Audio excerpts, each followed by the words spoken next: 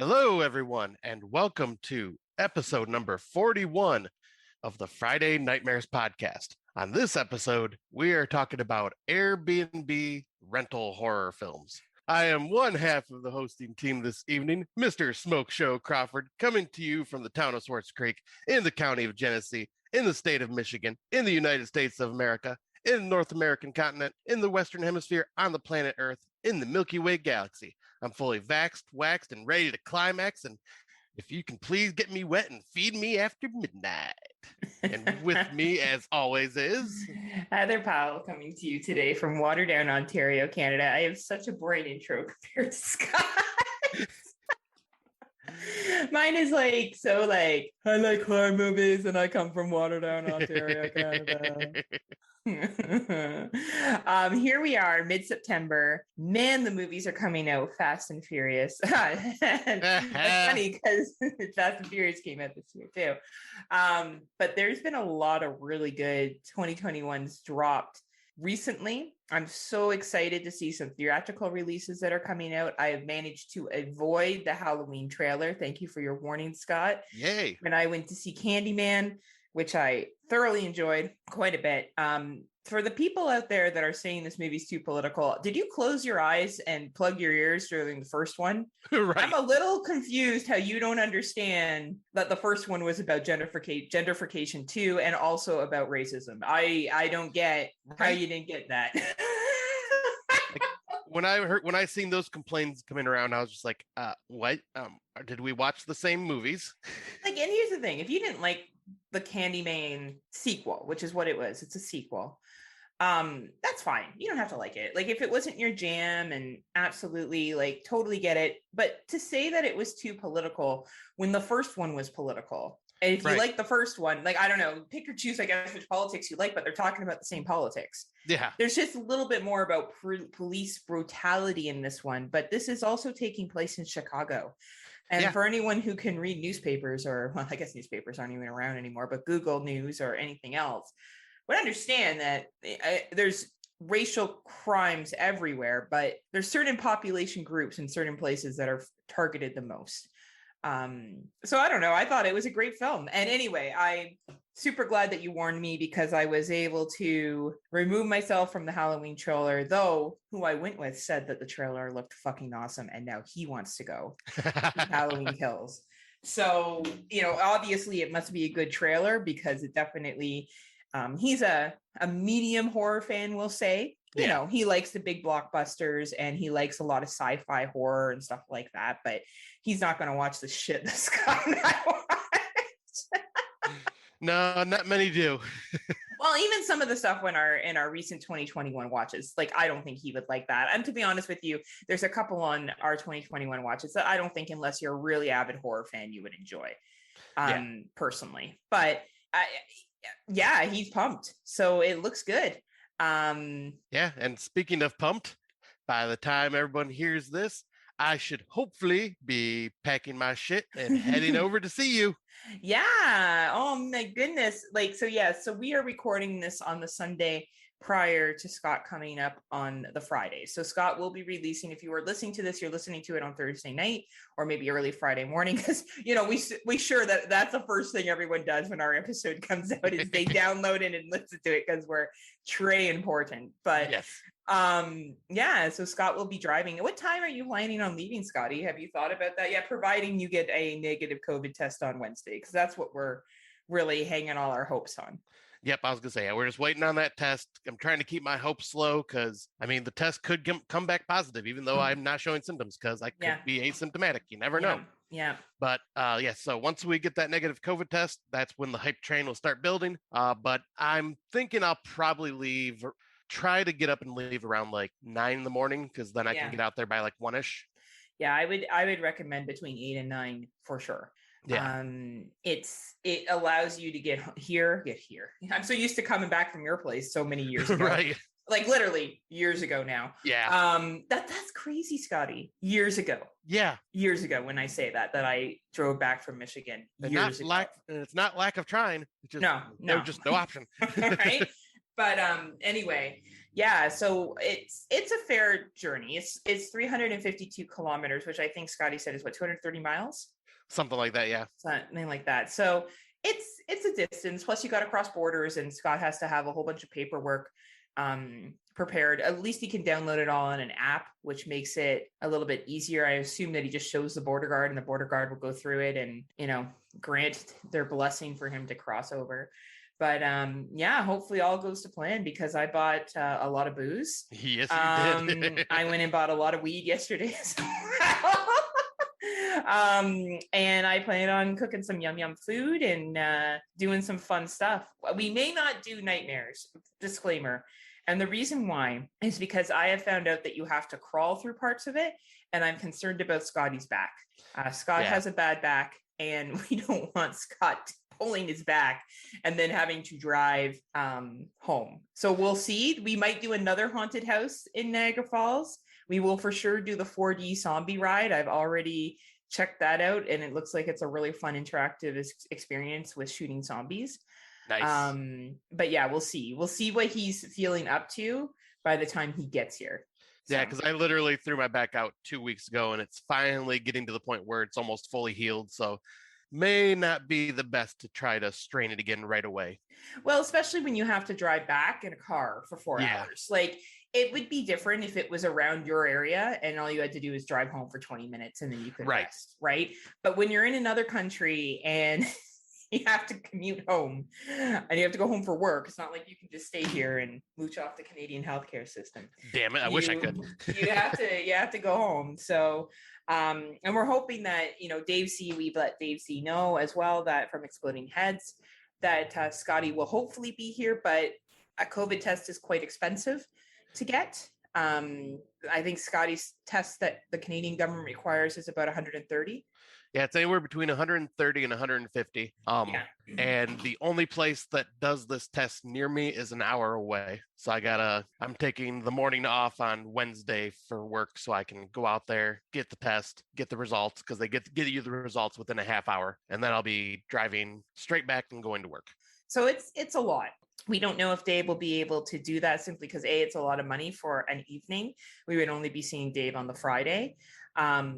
And that's a lot to ask of somebody to do. But he will be seeing Christian from Exploding Heads. Hell yeah, I will. If he does come over. Christian is well aware that Scott is joining me, and Christian only lives 15 minutes away from me. So it's a nice little quick drive over. And hopefully we'll see Vince as well from TGIF 13 Friday Fan Podcast. Yeah, that'd be sweet. He might come out to the drag show with us on Saturday night. So he'll get to meet hopefully at least one podcaster. So well, 2 technically, since I'll be meeting you again. I guess, but you've already met me. I know, but it'll be changed that much, Scott. But it'll be like meeting you again for the first time. Oh no, it won't be, because I'll be way more like rude to you, and I'll be like complaining that you took too long to get there. And that's what I'm saying. Like I'll be meeting you for the first time again, because before you were all nice and polite to me. And... Oh yeah, it's not like that now. No. Be prepared to be Raz literally all weekend. I can't wait. It's just going to be me bullying you and my friends being like, stop being so mean to Scott. And I'll be like, he deserves it, guys. He deserves it. So yeah, so that's why we chose this topic. Not because Scott stayed in Airbnb. I am kind enough to let him stay in my home. home. But we just thought of travel horror, and some really great movies recently came out that talk about Airbnb, and why not this topic? Travel horror, as the world starts opening up again. For some places like Florida, it's never closed. They closed for 50 seconds and then they opened again. Right. So for a lot of other places, though, they're just getting back into traveling and using Airbnbs and rentals and stuff. So that's why we chose this topic. So it'll be a fun little thing to talk about before hopefully Scotty's trip happens. And we say hopefully because we like to be realistic, but everyone will know and if and when Scott gets here, because we will go live throughout the weekend. Yes. Sometimes talking about cool shit, like if we go to Niagara Falls and we go in a haunted house or something like that.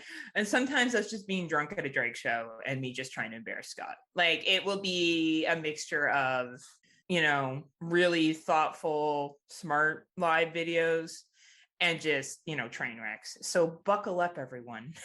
Either way, Either way, it should be entertaining. It should be entertaining for sure. So we'll get into our movies. I guess this first one, did you watch this one, Scotty, or is it just me who watched this one? It is just you that's watched this one so far. I remember you thought it was like, I remember your thoughts on it, so I want to check it out. Yeah, I thought it was pretty interesting. So this movie is called The Stairs. Brandon Orlick from the Exploding Heads movie podcast mentioned it to me. Hence I checked it out. I'm just trying to look it up in my letterbox here. Here we are. So it's a 92-minute runtime. It's definitely an independent film. I would say they use their budget reasonably well for it. It's a film that takes place between two time periods. At the beginning, it takes place in 1997. A little boy goes missing when he finds a set of stairs in the woods. And then 20 years later, a group of hikers go into the same woods, and they also encounter the stairs and the other entities that come with the stairs. So it's available on Google, Vudu, Microsoft Store, Hoopla, and YouTube. For a low budget film, I think it's entertaining enough. Do I think it's a must watch for this year? Probably not.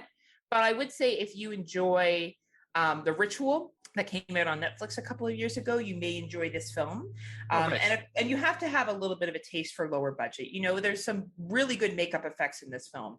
For a film that obviously didn't have a lot of money, their makeup effects were bang on. Jason Gray, I believe, or yes, Jason, right? Yeah. Yeah, he knows the people, I think, that made this film, or knows the makeup artist. Oh, yeah, that's right. Yeah, he mentioned something on our post. Hey, Jason.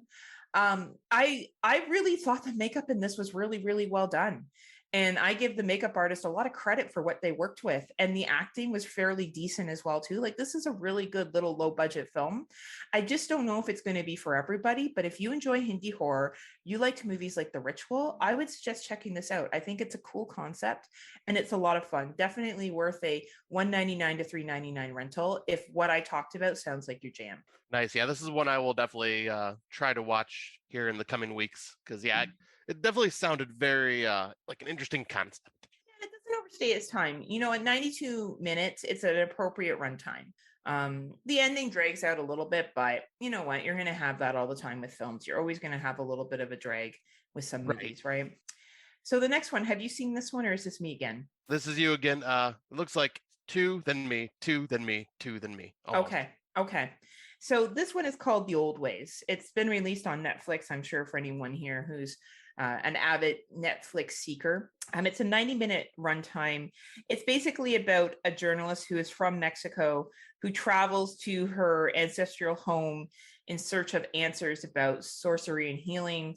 And she gets mixed up in a situation where people assume that she is possessed. So it's a very interesting journey down with what the main character is dealing with in her life when it comes to her own personal demons, mixed with the demons that are perceived to be invading in her. It's a very well-made film. And I think for Netflix, for a free watch, you can't go wrong. At a 90-minute runtime, it doesn't overstay its welcome. It is definitely entertaining. I know Tim Davis from Horror for Dummies gave this 4 stars, and I think that's a really fair rating. The acting is really good. The movie moves along quickly. The production value is very high.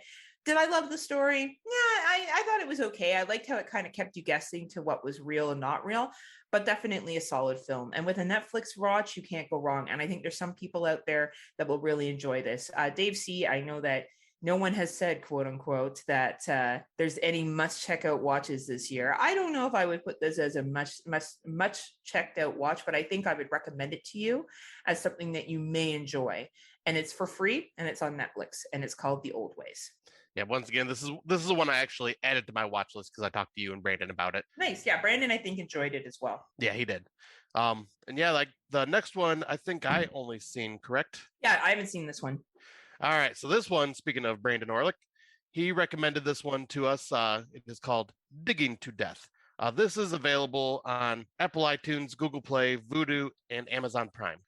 It's basically a story about a man who moves into a house and discovers a box buried in his backyard filled with $3 million and a fresh corpse. He tries to hide the money in the house, only to be stalked by the buried body. This is, once again, a very low-budget horror film, but I found this to be done like really well. Its main focus is on this guy that's getting a divorce. and just kind of like his way of, it's basically a film about him coping with everything, and just like this money kind of drives him to madness with the way this ghost keeps messing with him. And I thought the main performance from this actor, or the performance from this main actor, was really well done. You can see him being just like a normal guy kind of descending into madness as it goes on. And yeah, just for such a low budget film, I thought this was just a very well done, well done, and just really well thought out. The way it plays out, it's well paced, and like it. Yeah, I recommend this one. I think it. I won't think it's good. I don't think it'll be anyone's top 10, but I still think this is still once again a year of indie horror, and this is one to definitely check out. Man, indie horror, and we say indie, I think people think it's rinkety dinkety shit. It's not. Yeah. You know, when Scott and I say indie horror, it's not like people filming it on their iPhone. Like this is quality filmmaking. And if we're recommending it, it means that it's a film that's not going to have the blockbuster effects that like Candyman does, or right. I'm trying to think, or Spiral or something like that. It's not going to have the over the top big name actors or anything like that, but it's going to be a good solid film. Look at The Stylist that came out earlier this year. Very solid, good film. Not a lot of gore in it, actually, but it was the creepiness of who the killer was in that and how they were able to get away with it. That was creepy, because all of us go and get our hair cut at some point. Right, exactly. Right. And you're vulnerable because that person has scissors and other such things, other weapons that they could use. And I think that's when we talk about indie horror, you know, I think people sometimes label it in a certain way, and it's not that way. I think it's important that people open up their minds and realize that we've moved past the Blair Witch projects, which, don't get me wrong, Blair Witch when it came out was great. But if we look at the production value that indie horror has now, it's higher. Oh yeah. I mean, there's still some that are lower quality, but they are still like, and we got one that we'll be talking about later that, yeah, like definitely does that. Does it super well. Yeah. So anyway, the next one is a Hindi film as well, and it's called Stoker Hill. Tony Todd's in this one. Tony Todd was the big thing that they got for this film. And it's a 91-minute film, and it starts off as found footage, and then it kind of moves into a theatrical movie. It's a really interesting concept. It starts off with 3 students filming a horror movie, and they stumble upon something much worse. And it's very much a layered of like, here's this found footage, people finding the found footage, people choosing to do something with the found footage. Like, it's definitely a very, very layered film. It has a 2.7 rating on Letterboxd. No one that we know has watched it. It's just me who's watched it so far. Oh, wow. That in our community, or at least that I'm friends with on Letterboxd. But I enjoyed it. I thought it was a good little mix of found footage and in person. Do I think it's the best film of the year? No. But did I find it a nice little mix of 2 different types of genres or filmmaking come together? Absolutely, I did. And it's available nowhere. That's probably why no one's watched it yet. So I must have seen a screener. So this comes available. I would recommend it on Google Play, Apple iTunes, definitely anywhere between a $1.99 and $3.99 rental. I would say maybe Shudder will pick this up. It looks like something that Shudder might pick up, because Shudder picks up different shit. Yeah. Like Shudder, you can't really predict what Shudder will get. No, you cannot. I watched a very low budget indie film last year about the couple that goes away, and it turns out the dude is not who he seems to be. Yeah. What was the name of that? I can't remember. It was a relationship film. Yep. And it was pretty low budget, and I didn't think Shudder was going to pick it up, and they did. So it really is interesting what Shudder will pick up. So I could see this definitely being a Shudder watch, in which case, watch it because it's free. Why wouldn't you if you have Shudder? If you like found footage and then kind of a switch over to a different kind of filming, and you want to just see how this movie was made and maybe get some ideas for your own film, I would recommend it as a $1.99 to $3.99 rental when it's dropped. Nice. Yeah, because I think I remember you mentioning this one as well. Like, yeah, it's entertaining. All right, the next one is on Shudder, and this is what I mean by weird fucking shit that Shudder picks up. So this is called Mosquito State. It's a 100-minute runtime. It's basically about an isolated Wall Street dataless guy who developed a software system based on the concept of bees and hives. No longer is that system functioning the way it should, and it decides to switch over to more of he decides to have mosquitoes and uses mosquitoes as his inspiration. Hmm. It's a very much an artistic film. I really dug it till I got close to the ending. The ending was extremely confusing for me. They tried to do this real artistic ending. I'm not quite sure what the ending was, but it's supposed to be fairly deep. It's got a 2.6 rating on Letterboxd. Not a lot of people have watched it. If you like very abstract artistic films, this film is for you. It is very, very character development heavy, a lot of dialogue.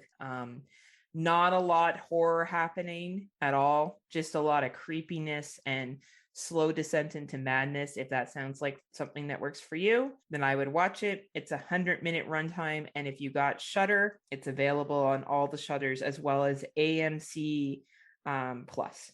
Nice. Yeah, this is one I seen on Shudder, but didn't really intrigue me from when I was reading the synopsis. I don't think, knowing your taste, Scotty, I don't think you'll miss anything by skipping this one. Okay. I think you'll be like, I think if you really like abstract artistic films, this is a good film. But like the ending just is very much like, oh, look at artistic and deep this is. We don't really know what's happening. So if that's what you dig, it's great. But yeah, I for you, I would say, no, don't worry about it. All right. Good to know. Yeah, so I'll just jump into the next one, which this one is actually going to be in our main topic as well. Mm-hmm. But this is also a Shudder exclusive. It is called Superhost, and it's about these two video bloggers that are YouTube stars, basically, that go to different Airbnbs. They're a married couple or a couple, and they go to these Airbnbs and basically interview the host of the Airbnb and kind of give them a rating and whatnot. Which, of course, if you're a super popular YouTube person, your ratings, if you rate it high, would give this Airbnb a lot of popularity and success. And if you rate it poorly, it will pretty much ruin that person's career. Yeah. But yeah, they get to this Airbnb and they meet up with the host, who is very eccentric. Oh man, over the top eccentric. Yes. Yeah. We'll get more into it in our spoilers, but yeah. Yeah, but I thought this was a pretty fun film. It does have a brief appearance with Barbara Crampton as well. Yeah, she's in it for like 50 seconds. She does good for the role she's in. Yeah, I thought what she did was perfectly fine, and yeah, like I thought this was fun. The two main characters, especially the main female character, super annoying and unlikable to me. Oh yeah, totally. But that is these type of YouTube personality vloggers. They have that over the top, just kind of annoying personalities in the first place. So it works for the film, but good Lord, it can be a chore but we'll get to that more. But yeah. But yeah, I say this one is definitely, like, if you have Shudder, it's definitely worth checking out. I think it's a well done film. All the acting is done really well, and it's definitely makes you just go, "What the fuck's going on?" Yeah, I agree. I think the concept is just really well done. The way they explore Airbnb, and we'll talk about that more in our spoilers. But I think this is a great modern day horror film. I think it takes something that's really popular in society and puts a real good spin on it of what could happen. Yeah. You never know where you're really staying, and I think this movie really emphasizes that. So I agree. For a free watch on Shudder, you can't go wrong. Yeah, exactly. Now, do you want to introduce this bad boy, or should I bring it in? Oh, let's see. I can do this one. All right. Please do. The best 2020. It's actually Scott and I's #1 film. Every award is going to go to this film this year. Totally. So good. So we are talking about John Wick. Oh, I'm sorry. Don't Breathe 2. And this one, as you can tell from our reaction, we have mixed feelings on, because this film is basically focused on the blind man as the protagonist, ? And which is really weird if you've watched the first film. But which is really great that he avoided getting like murder charges and impregnating that other woman and chaining her up in the basement. And now he's just chilling with this kid, so it's all good. Because somehow he has a kid that he's teaching survival to and all this, and then these other people see this girl and follow her back to the house, and basically all hell breaks loose, and it becomes this crazy over the top like action film. with so many flaws and plot holes. And like when I joked earlier, it reminded me of a low rent John Wick, just not done well. Because Yeah. the blind man can do some crazy super powered type action style abilities, and it's so fucking ridiculous. Now, I will give this credit. Steve Lang takes good fucking care of himself because he's ripped. Oh, he absolutely is. And he's a good actor. He is. You know what? Steve Lang is fine in this. And Brandon Sexton III, who played in Empire Records as the guy that kept being sugar high. Oh, yeah. Is in this film. Oh, yeah. Only as an older, obviously he's older now. And I enjoyed him. I thought his character was good and he was like a creepy asshole. The little girl did fine. You know, the acting in this wasn't the problem. No. You know, the main actors did fine for what the movie was. It was the horrible plot development that made zero sense. And I will just say this is a spoiler. I never knew that cooking meth was such a limited skill set that only a few people knew how to do, and that they had to be kept alive at all costs to cook the meth. I had no idea for the amount of meth that people do that there's only a few people that are trained in that art. Maybe they should make a college program, how to cook meth. Like, honestly. And it was just, you know, and we'll get into our older films where I watched the first one. I actually watched the first one and then I watched the second one, which you don't need to do, by the way. You're actually better off to just not watch either. No, the first one's better. I'll say this one. The first one's better. The second one, like, there was some cool fight scenes in it, and there was some creepy scenes where the girl's trying to escape the kidnappers, but the plot was just so full of holes and just so ridiculous that it just made zero sense. Yeah. It reminded me of like an 80s action film where it's just like, okay, this is entertaining, but it makes no damn sense. Yeah, like, it's a 98-minute runtime. The ending is completely ridiculous. It's you know, and the last little bit is the worst. Like, I don't know who wrote this fucking movie, but it was fucking dumb. But yeah, anyway, as you can tell, Scott and I don't overly recommend it. Even if you saw the first one and you really like the first one, I don't think you're gonna like this one. It isn't nearly as good as the first one. And even the first one has some plot holes in it, but like nothing compared to the Swiss cheese that is this movie of plot holes. Like, it's just ridiculous. The whole entire time I'm just holding my head going, what the fuck? If for some reason you're like, no, I got to see for myself, it is available on iTunes, Google, Amazon, Microsoft Store, YouTube, and in Canada as well, you can rent it on Cineplex. If you should so choose to do that for some reason. So yeah. Yeah. I know, we're both like, man, well, you know. And then I guess I'll get into, you've seen this one too, though, haven't you? Nope, this is the one I wanted to see, but I haven't had a chance to yet. So this one is called Wired Shut, also similar concept of Don't Breathe. It's a 95-minute runtime. Basically, it's about a guy who's a novelist, and he lives in a remote mountain home. His daughter comes to visit him. They're estranged, and then a break-in occurs, and he has to fight to save him and his daughter. And his mouth is wired shut because he was in an accident, and for some reason, his mouth is wired shut. So it's not a bad film. You know, for the concept of what it is, it's entertaining enough. We're not looking at a big cast here. There's only 3 characters in this entire film. Oh, okay. It definitely is a lower budget. I won't say indie because it definitely has more money behind it. But it is a lower budget film. If you like break and enter films, like if you enjoy things like, oh my goodness, You're Next, Babysitter Must Die, a bunch of other films like that, then you'll probably enjoy this film here. There is a little bit of a twist to it, you know, think Better Watch Out twist kind of stuff. I guess that's a spoiler, but I don't know, maybe people are going to watch this.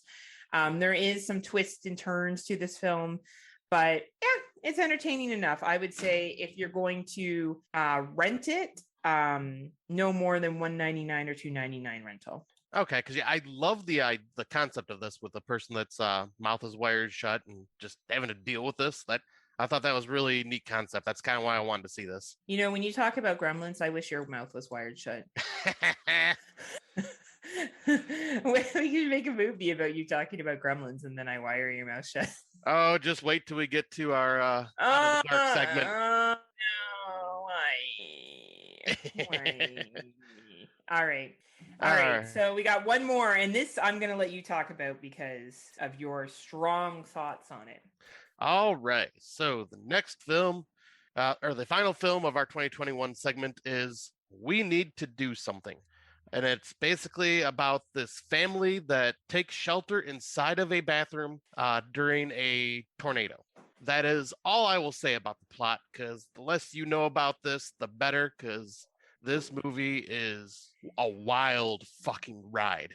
And I will say this one does not you could watch the trailer because I watched the trailer afterwards, and the trailer doesn't spoil anything, but it just kind of gives you a lot of flashing images. But at the same time, yeah, this film fucking incredible. It's a very small cast. It's a family of four, so it's mother, father, son, daughter, and these four. Oh, there's one other person.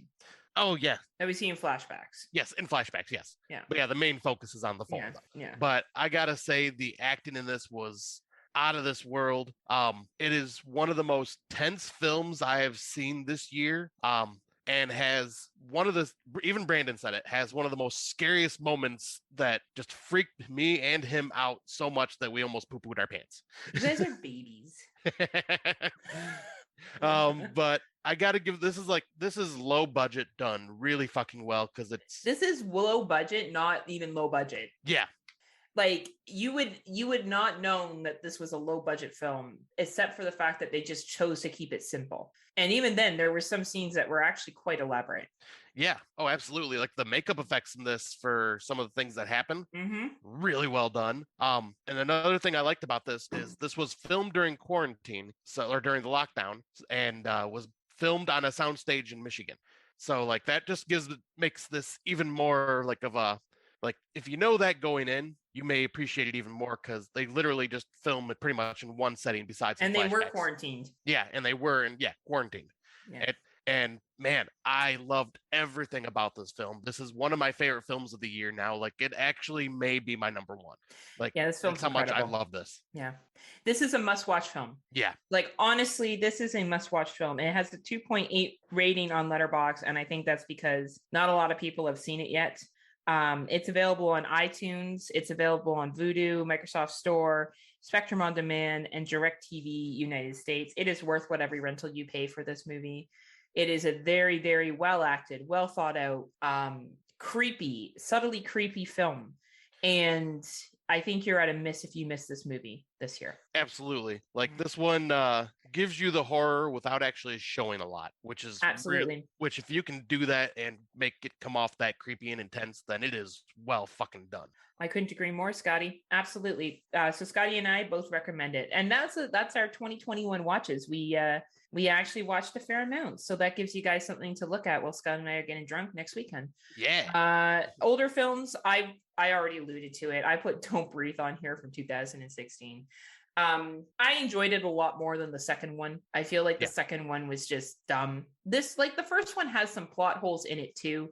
Like my thing that I said to Scott and Brandon is, okay, so they get locked in the daughter's bedroom, the daughter that's dead, and there's bars on the window, so they can't get out of the windows. Flash forward 5 minutes later, he throws the guy through one of the windows that apparently had the bars on it 5 minutes ago, and the guy ends up on the terrace where the glass roof is. And I just was like, well, that makes no fucking sense.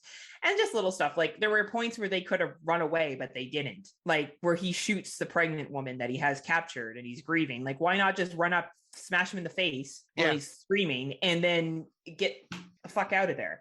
Like there was just little things that I thought were a little silly, but overall I would say it was an entertaining enough movie, and I did definitely enjoy it more than the second.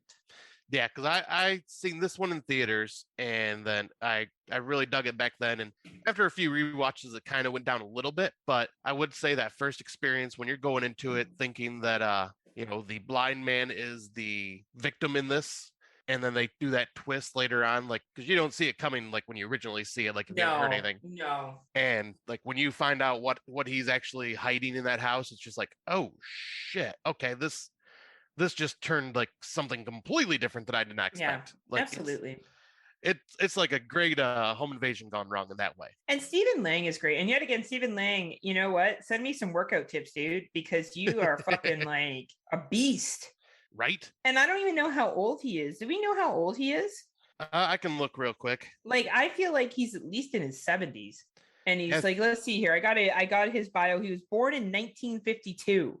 Yes, Born in 1952. Yeah, so he's 71. Like, good for him. Like, yeah, he looks good fucking for great. him. He's fucking ripped. Anyway, I think he is the saving grace of this movie. I think the main girl, Jane Levy, is pretty good too. I think she plays her role pretty well. She was also in Evil Dead, Twin Peaks as well. So she's had a fair amount of experience with acting too. So it's yeah, I think definitely for 2016, it was a good film. Watching Don't Breathe and Don't Breathe 2 back to back, you really do see the quality difference. Yeah. And it's a shame. I think they could have done more with Don't Breathe 2. I don't know why they made him the protagonist. Maybe because he was a quasi-protagonist because those people did break into his house, but then he did have this girl, but she also did kill his child. Like, you're kind of like you go back and forth on his character. Like, his character is, and the insemination is absolutely sexual assault.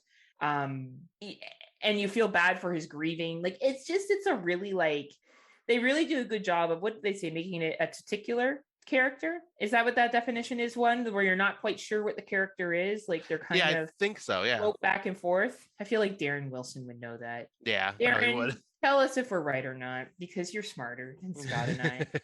But yeah, it was entertaining. It was an entertaining older film. Did you watch anything or?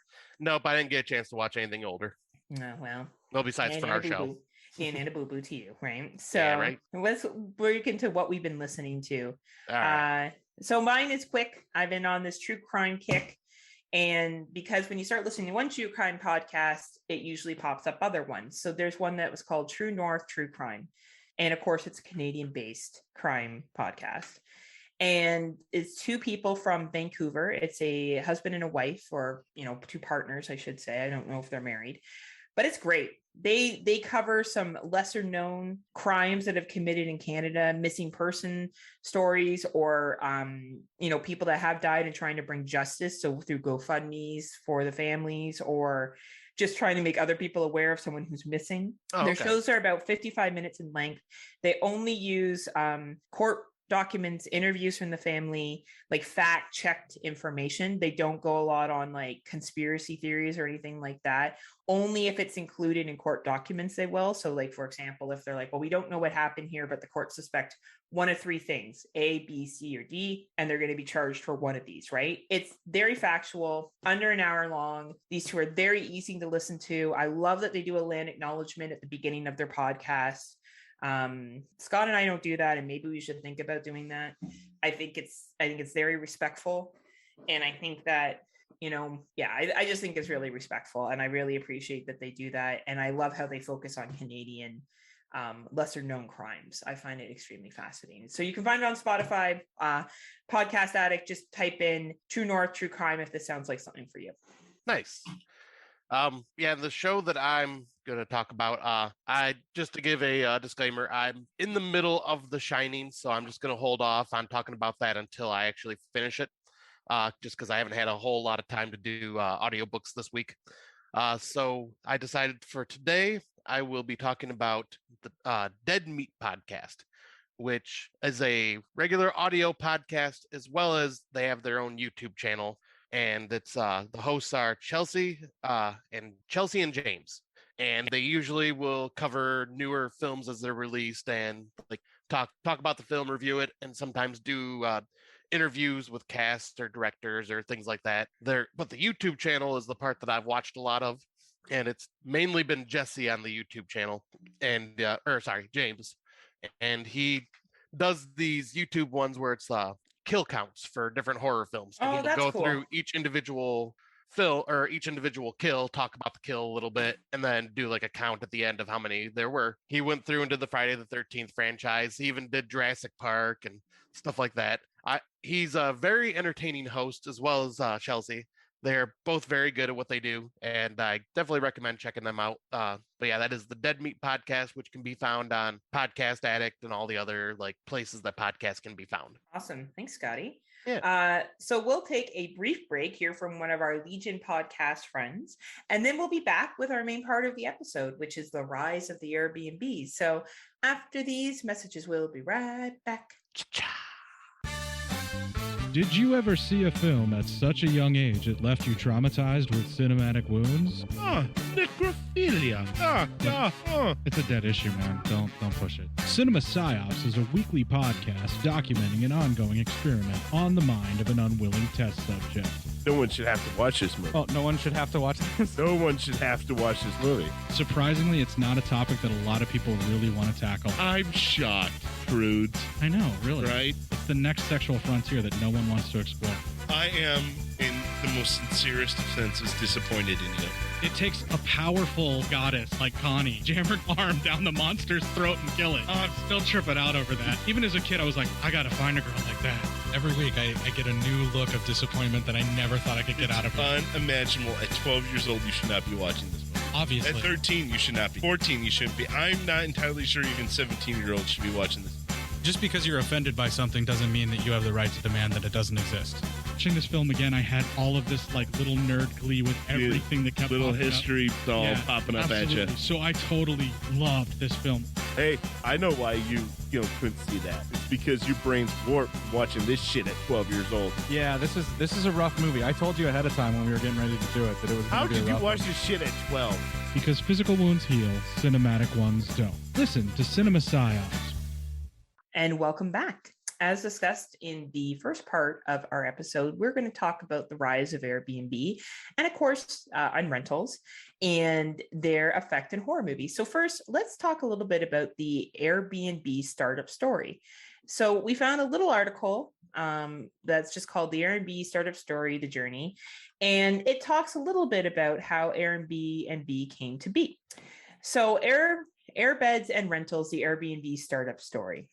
The first Airbnb startup story revolved around Airbeds and Rentals. Back in October 2007, the to-be Airbnb founder and his roommate, Joe Gavia, were looking for means to pull in extra cash with the upcoming Industrial Designer Conference in San Francisco. There was a shortage of hotel rooms and accommodation. Both were unemployed, and with their San Francisco apartment rent due in a few weeks, the pair saw this as an opportunity. The duo rented out their apartment loft to designers looking for a place to stay. Immediately, Chesky and Gabia launched a simple website, airbedandbreakfast.com, and offered airbeds and homemade breakfast for $80 each night. When 3 people showed up at their doorstep, Chesky and Gaba thought they may have stumbled upon a big idea. Joe Gaba's former roommate, Nathan, I can't even put this correctly. It's Barowski. Bletchersik, I would say. I think that's Polish.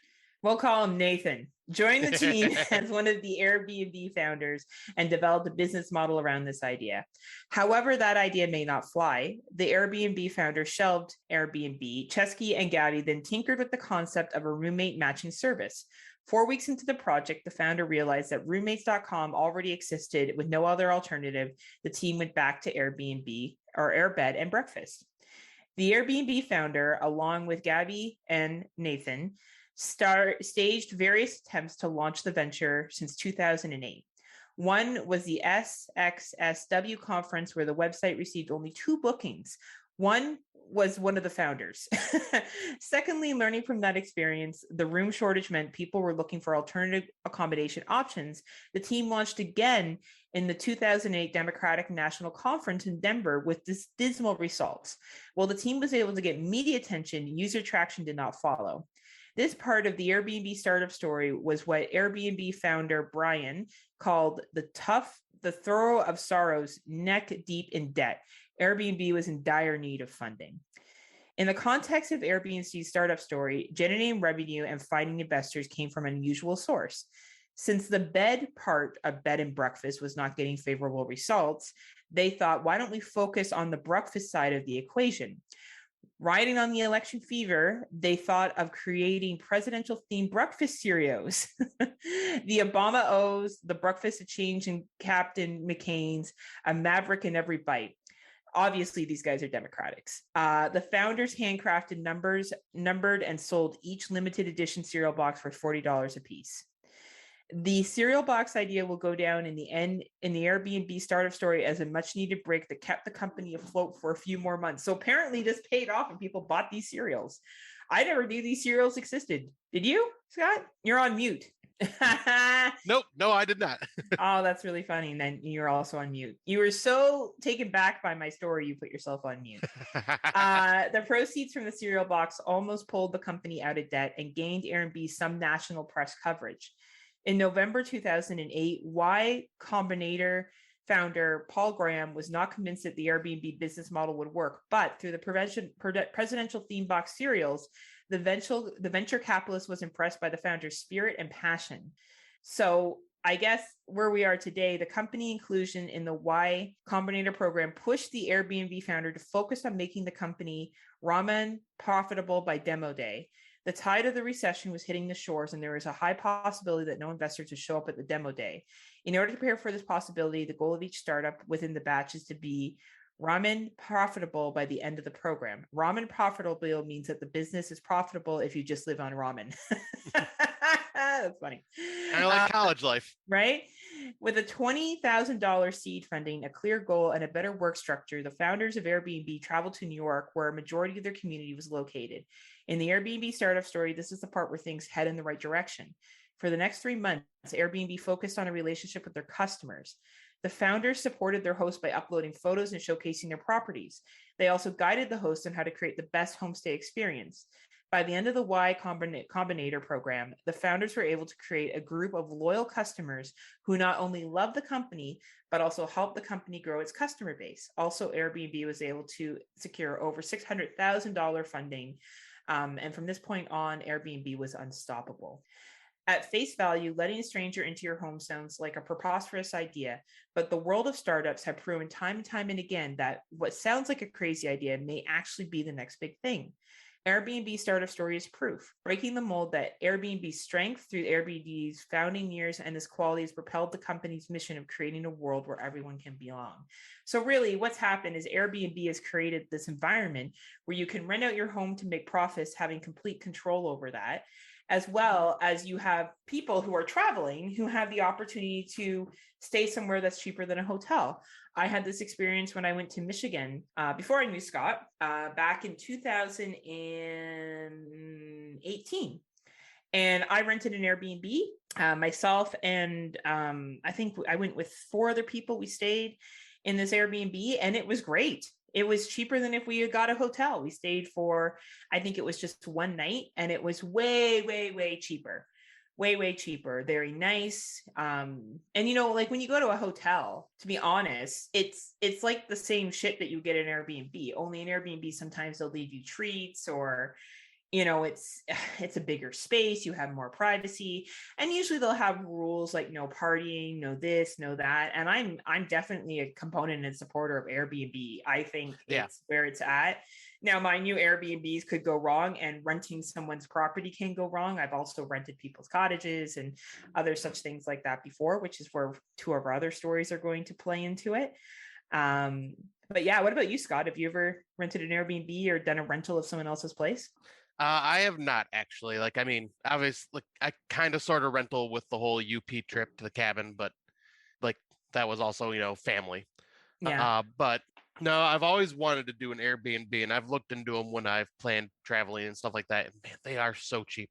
Like, and a lot of the places are really nice. And I like my parents, when they go on their trips, they always do Airbnbs, and the places they get just look so freaking beautiful. Well, it makes sense, right? And it's cheaper. And I think that, or when you're renting someone's vacation home, like what we'll see in the first 2 movies that we talk about, is people actually staying in like family or other relations' homes, and things don't always go to plan. So your UP trip does tie into this because you are staying at a family's friend, like it's Ron's family's cottage, which is your cousin, right? Yep. So it's enough removed. But yeah, so why don't we get into our movies and talk about where people have vacation in rental homes or Airbnbs and things have gone horribly wrong. All right. So the first movie of our topic is going to be The Strangers, which was released on May 30th of 2008. James Hoyt and Kristen McKay go to a remote house to spend some quality time with each other, but in the wee hours of the morning, a knock at the door changes their lives. Dun, dun, dun. Yep. This was my second time watch for this film. Like I only watched it once way before, and I thought it was okay back then. I love it a lot more now, but that's because of the whole relationship aspect of it as well. But yeah, this has that total in the middle of nowhere, beautiful vacation home setting. Like this house is very just big and gorgeous, and like definitely like that nice type of getaway home. And it definitely feeds on the whole fear of a knock at the door at like 3-4 o'clock in the morning. It's absolutely terrifying because if you're getting a knock on the door at that late, it's either an emergency or something bad.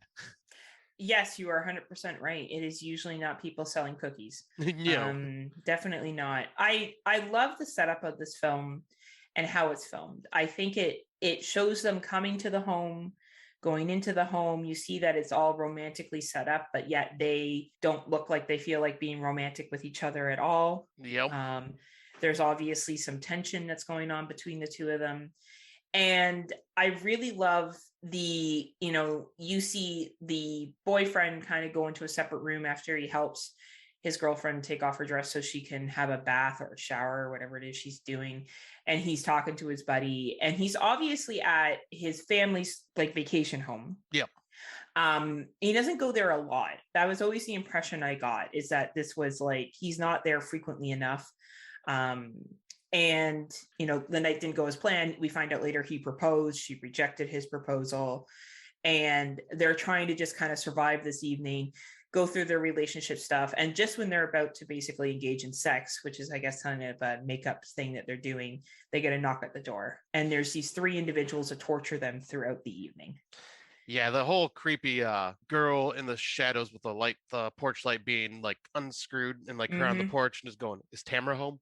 And just and then just doesn't say anything after that when they're like, "I think you got the wrong house." And then she just kind of walks away. It's like, that right there is already unsettling. And then what makes this even more intense is, they, after that incident happens, they just kind of sit there and discuss things a little more. And he's just like, "All right, I need to leave the house," which he was already drunk when they drove in. He drank a full bottle of wine while he was there, and now he's going to go drive away, which is a fucking terrible idea. Yeah, but yet nothing happens to him. So, like that part is just totally skipped over in this entire film. I didn't even notice it till you brought it up, Scott. Like, you're right. He was excessively drinking and driving the entire time. And I think, and obviously that's a setup for the creepiness that occurs. She's alone in this rental or in this home. She's never been there before. And you see there's one great scene where she's at the kitchen getting a glass of water. And in the background, you see one of the figures in the house. Yes, wearing that creepy ass mask. And when I first saw this film, I was like, fucking bravo. This is how a subtly creepy horror film is done. Because there really isn't, like, there is gore in this eventually at the end. But you don't get a lot of gore. It's more of the suspense of these three individuals stalking them and doing and playing that creepy record. And yet again, an example of really creepy music in a movie. And you set the stage at a place where you are unfamiliar. You're staying there. Like, it's like if you come up to see me next weekend and I go out and you're left alone in my house and shit starts happening. Right. You're going to be like, what the fuck is going on? Because it's an area that is unfamiliar to you. You're isolated. Now add here, no one's been around. They haven't heard a dog bark. There's no one around. Obviously there's, they're very, very isolated and removed from everyone. Yeah, you don't even see any neighbor houses around or anything like that. Right? Nothing. The only thing that happens is the best friend shows up who they accidentally shoot. Yeah, which is tragic. Yeah, that was very tragic. And when I seen it this time, I was just like, "Oh, hey, that's Dennis Reynolds from It's Always Sunny, that psychopath." Is that who that was? Yep. Oh, that's awesome. I really think this movie does isolation, vacation horror well. They show up late at this rental. They have their issues within their relationship, with is kind of like, you could have not had that. They could have just been a happy couple that showed up. Honestly, Their relationship doesn't really pact anything except for the fact that they come together at the end. But when she's crawling through the fucking backyard to try to get away, like you believe Liv Tyler's performance in this. Like, oh, absolutely. Fucking Bravo. Like, I don't think she's a great actress by any stance, but I don't know what she did here. She pulled on some fucking acting chops that I didn't know she had. And she pulled off some really great scenes. Yeah. And I was gonna say, going back to what you were saying about, like, they could have left out that whole relationship part with what was going on. But bravo for them, because what that piece of that relationship did for the beginning of this film is already put you in a tense, awkward situation. Good point. And then it gets even more tense as shit happens, which I think it just kind of just adds to the film, like the building of that suspension and tension. And like, but yeah, like her screaming and crawling through, well, like, yeah, she wasn't really screaming then because she was trying to hide and crawling through that. But like, yeah, just her trying to like get a cell signal and all this, like, because once again, you're in the middle of nowhere. More than likely, you're not going to have cell service, because like I didn't have cell service up in the UP in the middle of nowhere. Yeah. And it all depends on your provider. Well, and this is also back in 2008. Yeah. Like, we're looking 13 years ago where cell service really blew. Yeah. Now you can get cell service almost anywhere, right? Like it's you got to be in, like, I go hiking a lot now. Scott and I were talking about this off air. I do a lot of hikes. I've really gone into hiking in provincial parks, and there's one park I go to here that's pretty high up, and I can still have clear cell service, so like, I think but back in 13 years ago, cell service was a little bit harder to come by. So I think this does capture the time very, very well. Oh, it definitely does.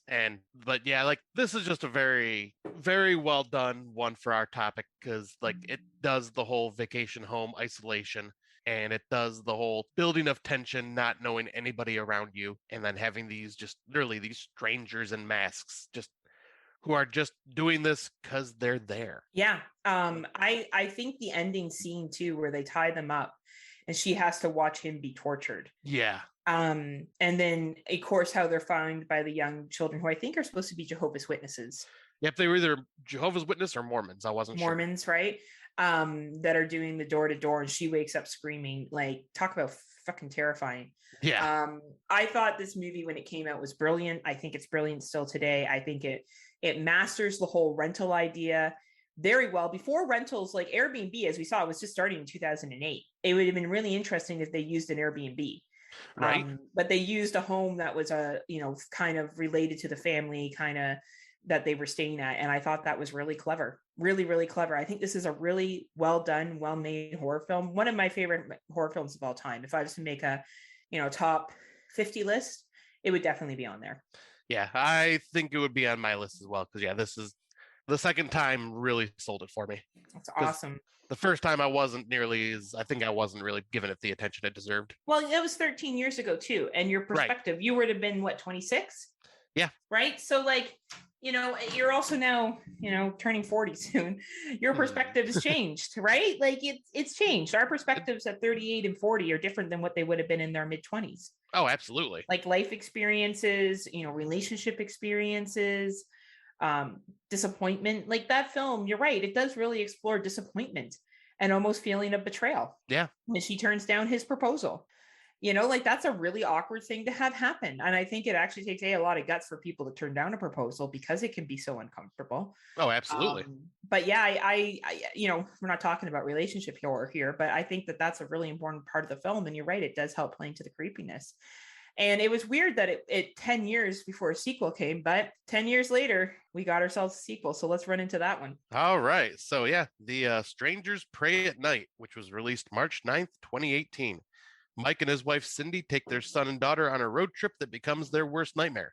The family members soon find themselves in a desperate fight for survival when they arrive at a secluded mobile home park that mysteriously deserted, until three masked psychopaths show up to satisfy their thirst for blood. This one, it definitely goes the more like 80s slasher style, I will say right off the bat, instead of like the tension home invasion. But since we're talking about the vacation home things, what this place reminded me of is those like really nice trailer parks that are like nearby a lake that you go to for holidays, shit like that. Yes. And that's kind of why we wanted to bring this up as one of our movies. Though this one I feel doesn't, it uses the isolation of the community, even though like it is kind of weird that no one else is around. I guess, well, they do say it's off season. Oh, right? that's right. They do. Okay. Then they pull in, they're like, where is everybody? And they're like, well, it's off season. Everyone pieces out after Labor Day. And like, honestly, I went to a lake, my park I go to. I showed you a picture. I went swimming in that lake. I was literally the only one there. Oh, wow. Only one. Like, it was a perfect slasher scene for Jason to pop out of the woods and get me. Like, it was fucking preem for the picking. So I do believe that after Labor Day it would be cleared out. And we all know the family who owns the trailer park, who they're going to go stay there, has been killed. But they get there so late that they assume that they're in bed. You know, like that's a very fair assumption to make.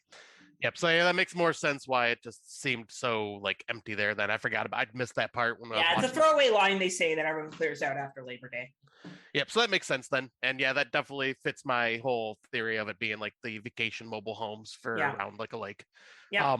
But yeah, this one doesn't really focus on the homes like being in the home nearly as much. It's more played as a cat and mouse hiding like throughout the whole park. Yep. And like the one thing that, you know, talking about the cell service thing in the first movie, this one, they had cell service, but these stalkers / killers are smart and destroy all the phones when no one is in the trailer. Yeah. And like literally destroy, like I think one was starting to work, but well, then shit happens to her.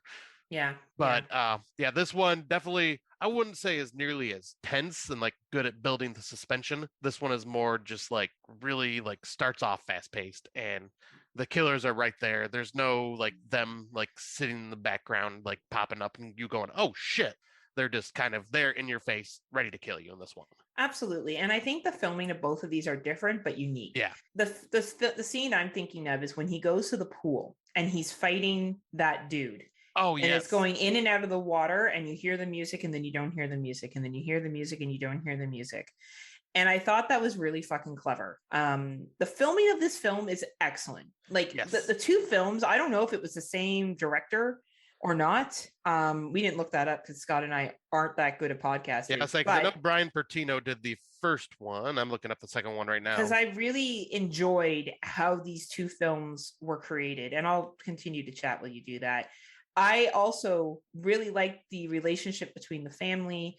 I did enjoy how the mother sacrifices herself so her daughter can survive. I believed that scene. I believed the interactions between the father and the son.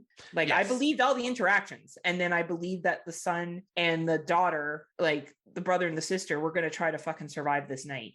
And how they like kind of came together and really had each other's back and did what they had to do to make it out of this situation. And I think that chick was an excellent final girl.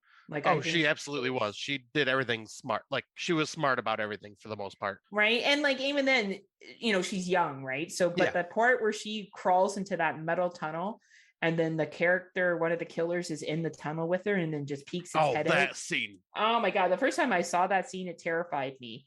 I remember when they made The Strangers Pray at Night and I thought this is going to be really hard to follow up to the first film. It's going to be extremely challenging because the first film was so unique, so different at the time. And I did appreciate the change they made with this. I enjoyed the fact that they were at a trailer park off season and they included so many factors in it. They included how big the park is and how confusing it is. And all trailers look the same after a while and how lost and disoriented you can get.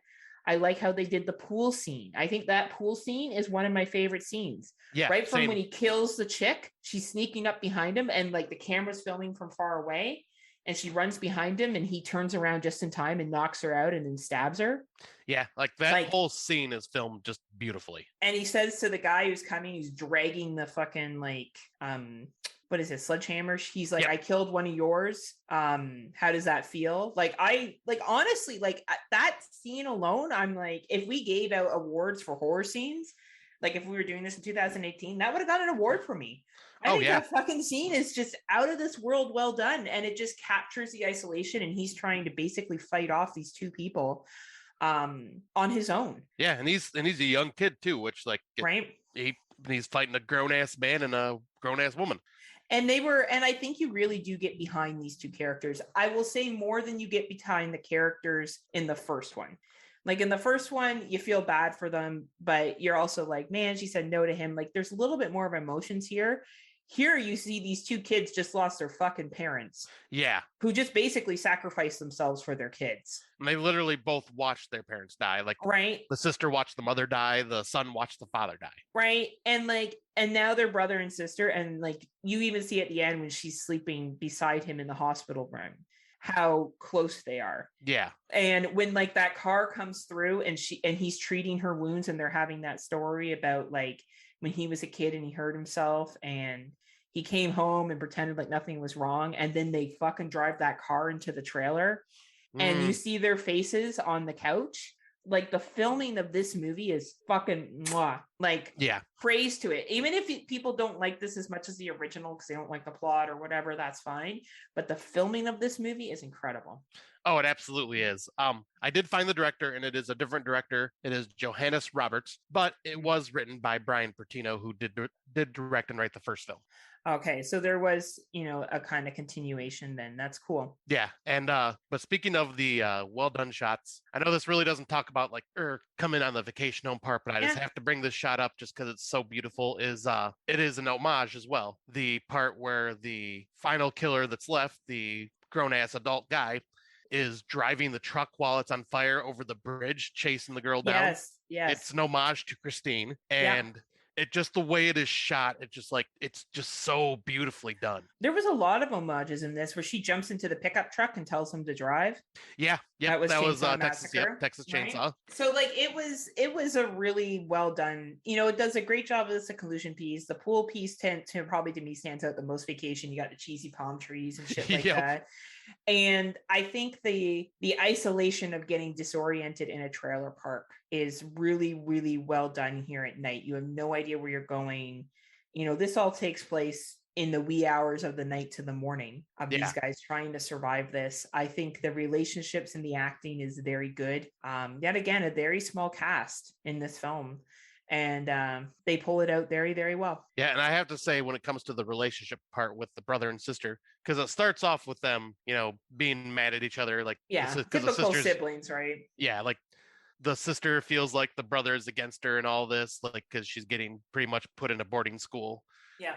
But I like how the building of that relationship where they just get kind of closer as the film progresses. Yeah, and you could see as they're telling stories and stuff, they always were close, that they did have a relationship. But yeah, the acting was really, really well done. I thought they were all really, really good. Good film. It's not the sequel I thought it was going to be, but I enjoyed it for what it is. Yeah, and I think this is because I don't think they could have done a sequel like similar to The Strangers and it been just as successful. The way they did it and turned it into like a slasher film, like I think was the right choice. And I'm glad they didn't bring in Liv Tyler. Like it would have been too cheesy for her to be showing up 10 years later, like, hey guys, like I survived too, Right. Like, let me tell you the story about these killers that I don't know anything about. I guess what's better is that ideally you think that they got all of them, but we don't actually know if she got all of them, right? Yep, but yeah, that is a very good film. I guess we can jump on into our next film. So 2 disclosures for these 2 ones that we are doing now. We are doing a Perfect Host, which was released last year, and a Superhost, which was released this year. So there will be spoilers to these 2 films. If for some reason you have not seen them and you don't want to have them spoiled, here is your fair warning.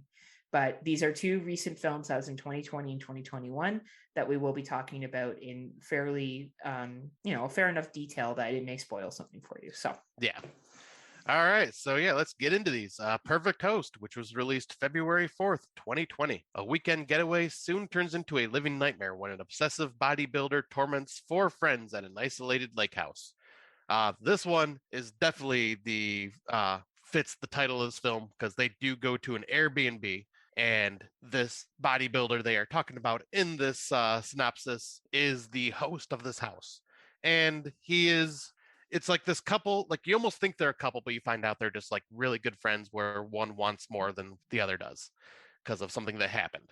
But they end up getting there and the code doesn't work. So the guy messages and calls the host to try to get the new code or whatever. And the dude responds doesn't answer his phone, but responds by text immediately. And gives him the same code and it works. But I like this because this kind of ties into The Strangers a bit, because after he gets that code and they walk in the house, you see standing in the background the host holding a phone just like off in the distance watching them. Like he's just kind of subtly there. I never noticed that the first time we watched this time around I did. But yeah, it's once again this one of these movies where the host is just very weird and like intrusive to these people, because obviously when you go to an Airbnb you don't actually expect to maybe meet the host. You expect to go there, have your stay, clean up and do what you need to do, and then leave, and not have to really deal with the host of the Airbnb, as far as I know. Yes, I would agree. That's what I prefer. I don't Yeah. want to meet with the person that I'm staying there with. It's weird. Or Yeah, staying at their place. I could understand like maybe meeting them like right when you're getting to the house. Yeah, or like they something. let me in or something like that for sure. Yeah. But I don't want to be like hanging out with them. Right. You're wanting to get there to enjoy your vacation, not with some Yeah. stranger. And Yes. this guy is very intrusive Tad. upon that. Tad. He is like literally the health nut guru, like talks about all these like coffee is poison and Oh my poison god, for your body. I love the scene where, so Scott's painting it perfectly. These two friends show up and they're hanging out in this Airbnb, and I do really love how like there's nothing in the Airbnb to watch except for some weird fucking like Body of the Gods 2. Body of the Gods fucking film, and you know the rooms are very much set up like a Airbnb, like with the blankets and everything like that. And the next day they get up and he feels sorry for Tad who's hanging around, so he's working out with them, and the main chick offers Tad coffee and he's like, did you just offer me poison? Like I fucking died. Like I just think it's really, really funny because Tad is just so over the top. Oh, like, he is. And I think he's acting that like that purposely because everyone else acts fairly normal in the film. Like they act like the brunette is probably the best actress, to be honest with you. Yeah, I think so. She's been in a lot of other stuff. Like she definitely has acting chops. But you feel like you're just watching a group of friends hang out. And then you got this guy who's just fucking over the top with like the fitness stuff, over the top with like sharing his opinions, over the top, like hyper. It's just everything's extreme. Yeah. And like he's what was it? I forget the main guy's name, but when he's coming downstairs after their first night, Tad's in the house, like making a smoothie, protein shake. Yeah, or something like that. Yeah, it's like in their house, like completely intrusive. Right? He really shows up multiple times, like just to like make them dinner because he feels bad because he's seen them on the lake and chase them down with a canoe and accidentally flip them in their canoe. And I think he purposely fixed them. Yeah. Well, I mean, at that scene though, accidentally. Yeah. But yeah, he is just so over the top, and like you said, that's exactly what he's trying to do. He's trying to make them uncomfortable. Oh my gosh, like so over the top uncomfortable. And this is different than Superhost because in this one he does own the property, he does live there, and you know that he's probably basically what you find out later is that his wife has this disorder and she needs what he thinks is fresh blood all the time to keep her healthy. Yeah. And so he takes these Airbnb people, like obviously not all of them, but some of them, kills them and gives them or keeps them alive and then does blood transfusions. Yes. With his wife. And, you know, of course you have to have some forgiveness here because obviously he doesn't get everybody because people have to go and like give positive reviews. So other people keep going to the site or to the Airbnb location, right? But it does give a capture that you don't really know where you're staying and who the host is, you know, and really I think 95% of people in this world are good. Yeah. And you have nothing to worry about, but it does plant, as we talked about in our earlier episodes, that seed of doubt of what if, right? Yeah, and especially because, you know, like I said, I have not been to an Airbnb, but I was going to ask you about this. Is there like some Airbnbs where there is a room that's locked that you can't go into? Yeah, usually they do have like a locked room, and they bring this up in Superhost as well. Yeah. I've only been to one, and yeah, there was out of bounds spaces, and you just figure that's because where they keep storage for things and they don't want you going through and stealing shit. So I totally get that. Yeah. But this plays into that creepiness factor of it though, because you never know what could be behind that door. Right. And this is obviously yet again a low budget film. They definitely didn't have a lot of money going into this, but I think they used the concept of Airbnb and travel really well and not knowing who you're staying with. And this guy just being an over the top obsessed bodybuilder, Uncorked picked up the rights to this film for distribution. And I think that this is very much an Uncorked film because it's a hidden gem. Yeah. I think a lot of people watched The Rental last year and was like, oh, The Rental. And even though The Perfect Host is not as, you know, it doesn't have the money put into that The Rental had, I honestly think A Perfect Host is a much better story. Yeah, better story, and I think even better acting even. Yeah, and I think it's more believable. I think it's more believable that there could be this crazy dude who kills some people that stays at the Airbnb. Now, how he's been able to get away with it for so long and people not come looking for them. Yeah, you could say the same thing about the rental, where this guy breaks into a whole bunch of fucking rental places and kills people, right? So like, you know, either way, you can kind of argue logic on that. But I think this one, with the host being there and being so intrusive, and his purpose behind it, and like making fun of the health industry and the fitness industry, like it's making fun of like so many things. And like the whole, we're just friends, but the guy wants to be more than friends, but the girl's completely oblivious to it, or pretends like she doesn't know what's going on. Like, it's overall such a great film. It's a really enjoyable 2020 film that came out last year. Yeah. And I think I gave it a shout out last year for something. I feel like it won an award for me. Yeah, I remember it did. I just can't remember what category. Which award it was. But I really think it's a great film, and seeing it yet again, you do have to enjoy low budget, but I think it captures the Airbnb and rental feeling really well. And the concept of a creepy host. Yeah, I completely 100% agree. This has that Airbnb feel, like, and what they would do, like, all right, yep, no TV, so we're just gonna drink and have a chat and then go to bed, wake up, enjoy the weather outside by the lake. Like, it just truly feels like they are on vacation in someone else's house. Absolutely, right? Like, and it does feel that isolation because you're on one of those lake houses. Or even when he makes them dinner and it's super awkward because, like, and that happens in this film and in Superhost. Yeah. And it's funny because it goes back to the original concept at Airbnb, which is where they did make you food. Which is interesting that was the original launch of the concept. Right. Business, right. So, but let's move to our next one because it's very similar to this one. Oh, it's very similar. All right. Now, yet again, this is a 2021 film, everybody. It was just dropped recently, so there will be spoilers. Yep. Spoiler. All right. So, Superhost, which was released August 16th, 2021. 2 travel vloggers check into a vacation rental with a host that will do anything for a good review. That is pretty simple synopsis, but pretty accurate. Before I dive too far into this, I just want to say I feel this movie watched a perfect host and said, let's steal a lot of these ideas. Oh, 100%. The whole, the vloggers get to the house, the code doesn't work. They text the girl and she texts back the exact same code they already had. They get right into the house.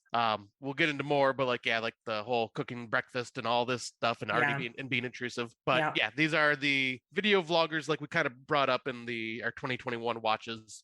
They go to these Airbnbs and pretty much do a YouTube style review for them. Mm-hmm. And obviously this can be good or bad for the person that owns the Airbnb.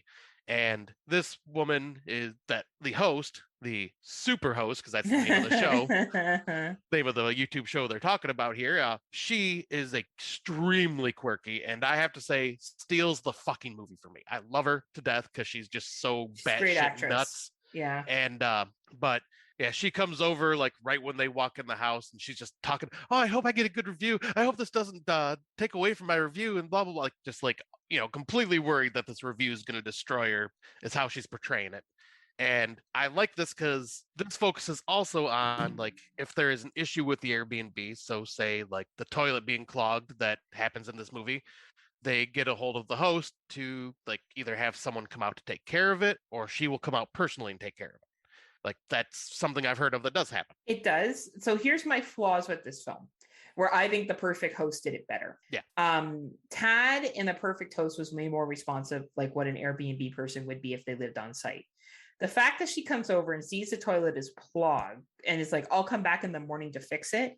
Like, you're not going to use the bathroom between like whatever it is, 5 p.m. and 10 a.m. the next day. Right. So you're going to let a bunch of urine and feces build up in the toilet before, like, you know what I mean? Like, that to me is completely ridiculous. Yeah. And she brings a plunger, just so we're clear, that's what her tool is to use. I think that's poor writing personally.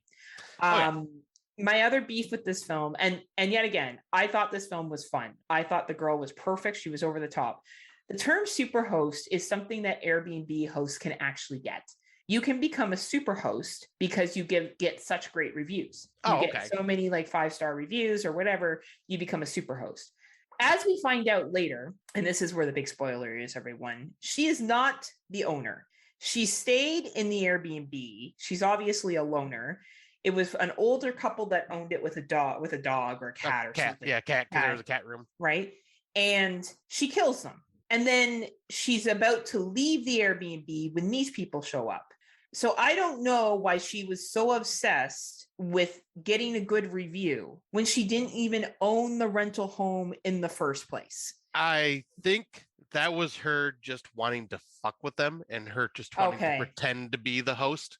Because as you see throughout this movie, she is so batshit insane that I think she's a psychopath. Yeah. Yeah. So I think she's basically just doing it to fuck with them.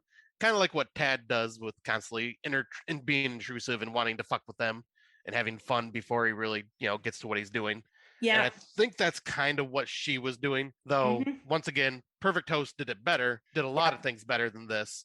And well, this the plot made more sense in the Perfect Host because Tad's wife needs the blood. Yeah. Like he's fucking with people because he's also seeing who he can take advantage of, right? And he's also lonely and he's messed up and it's his place. Yeah. He quotes the rental agreement thing, which she does too. She does stuff like that as well. And I just find it, and how mad she gets at Barbara Crampton for showing up. And Barbara Crampton was the host of another Airbnb. This couple stayed there, gave a horrible review. Barbara Crampton stalks them, breaks their window of the Airbnb, which makes zero sense. Why would you come up and break the window? Why not break the window of their car? Right. No, she damages someone else's property. Right. And then Becca, the host, who isn't really the host, is like, no, why would you do that to my property? I hear you, Scott. Like she was trying to fuck with them, but I just honestly feel like you're right. I think they watched A Perfect Host and they were like, oh, we'll just make this movie superstars and we'll make it so she's a psychopath. But then when you look back on parts of the film, you're like, but that doesn't make, there were, telltales, like she brought only a plunger over to help fix the toilet. Right. There's a 12 hours later, right? There's a cat room in the Airbnb, which already going, why is there a cat room? Right. There's just so many things, which there was a cat room and there was a cat room in the Airbnb because she did rent out that Airbnb, but the couple told her she had to leave. Yeah. Right. Well, I'm just saying, I just kind of thought it was out there because the couple has a cat. So I just thought it was weird that there was a cat room in this Airbnb. Or was this the couple's house that was also an Airbnb? Maybe. It doesn't give great detail. All we know is that she stayed there and they were nice to her, but then they told her she had to leave and she got angry and killed them. Yep. See, as we pick apart this Airbnb horror stuff, it doesn't make as much sense as A Perfect Host did. A Perfect Host, yes, yet again, I understand that it's about some crazy fitness dude, and I'm not trying to say that makes tons of sense, but the setup of the Airbnb makes more sense. The guy says, I live on a trailer off the property, I'm a minimalist, I rent out my house. All right. Yeah. That's why he was able to get there so quickly if they had issues. With her, she's like, I inherited this house. I believe that story that she gives says that she stays off on the property. But then so many other things happen throughout it where I'm like, she doesn't she's so obsessed with being a super host. And I don't know. I think if you take out the logic of the whole rental stuff and the Airbnb shit, and you just look at this as a fun psycho person taunting these two people, it's great. Because the couple isn't likable. The guy is more likable than the girl, but the girl is not likable at all. Right. Yeah, and like I said, it's Becca that steals the entire show for me because of how well she portrays this character. Absolutely. It may not make sense, but she is fun to watch. Her acting is amazing. She makes this film. If they had hired a shittier actress, this film would have been a big piece of garbage. Yeah, because she makes scenes feel very uncomfortable with just when they do the interviewing of the host and they're doing recording it, and she just sits there in silence with this really crazy smile on her face for a second. It's just oh, that's creepy. Her facial expressions. Yeah. And the directing was good. Obviously, the directing of this, and that's where I feel like A Perfect Host. They directed Tad to be a little too over the top. The directing there was a little bit too young, where the directing in Superhost was better. Yeah. But I just feel like the rental piece, and yet again, in our topics, we pick apart our themes. I just feel like the whole Airbnb thing on paper looked good, but when you actually break down to the logic of it, you're like, this makes no sense. And for me, it was the toilet not being fixed for 12 hours or whatever it was.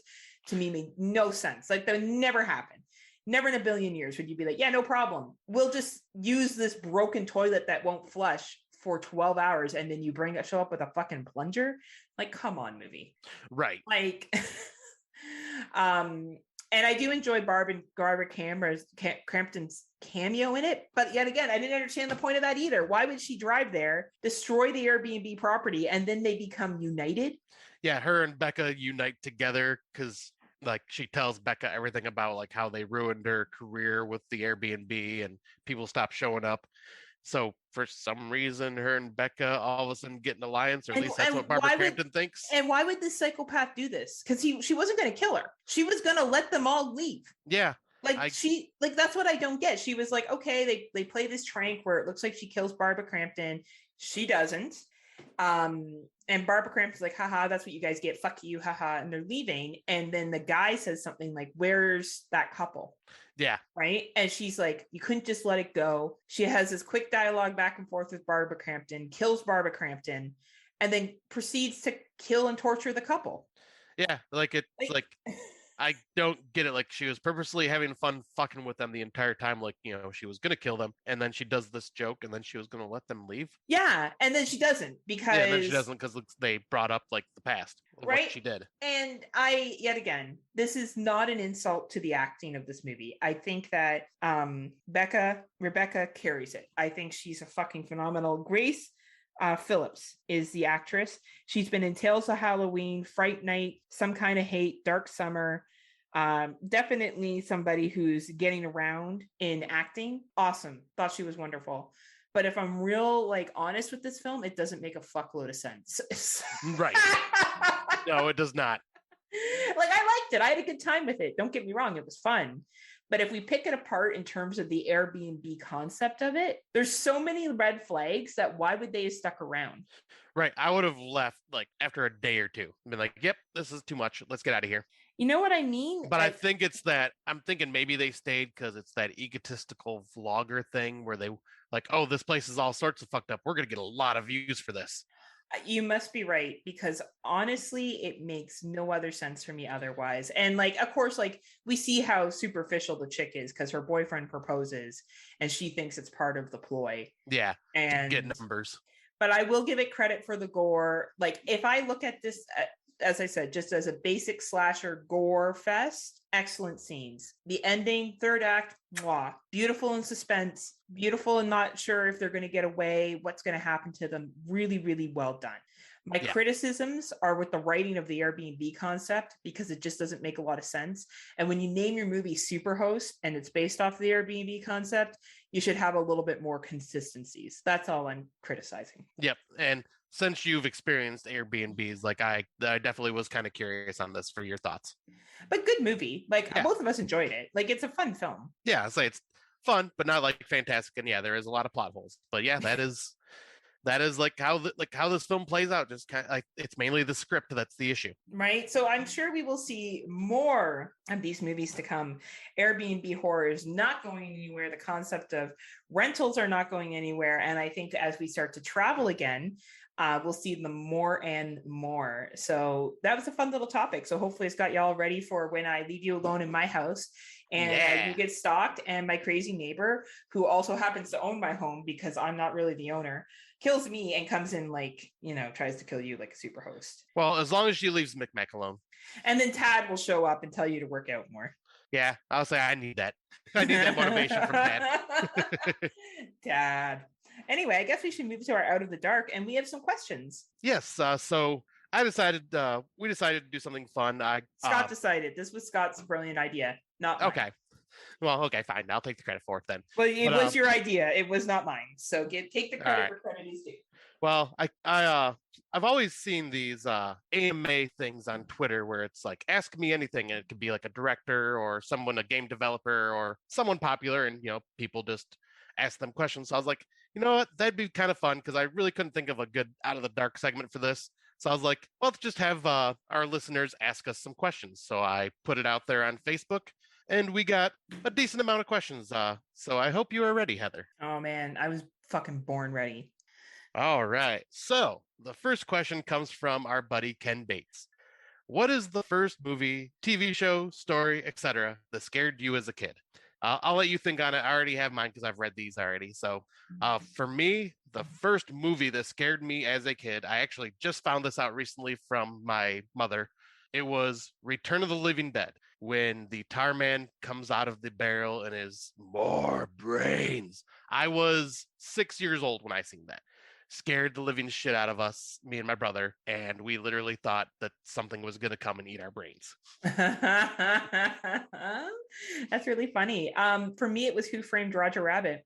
And it was the scene where where he's having the confrontation. I can't remember the name of the villain in that. Yeah, something Doom. I forget. Doom, Dr. Doom or something like that. Something along those lines. Something Doom. And I think it's played by Christopher Lloyd, isn't he?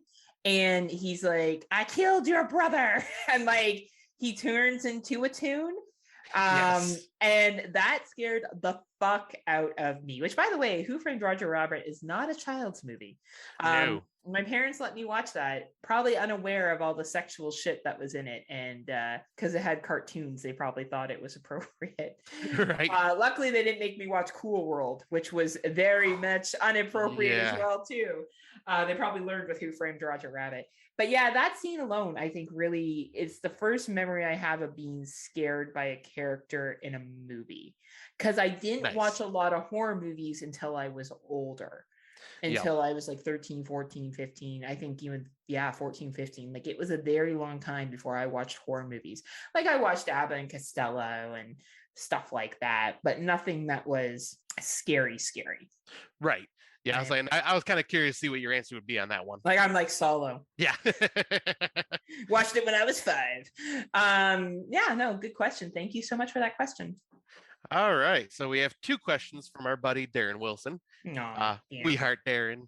But his first question is movie that you would want to see again for the first time. For me, I was thinking about this, and I think it would, for me, have to be Hereditary. Oh, because now you know what happened, so it kind of like ruins it. Yeah, like I still love the movie, but like seeing it for that first time, my jaw was on the fucking floor when I was in theaters. Like just when the daughter gets killed by getting clotheslined by a fucking telephone pole, and then just seeing Toni Collette's reaction to that, of the grief and everything. I was sitting there stunned.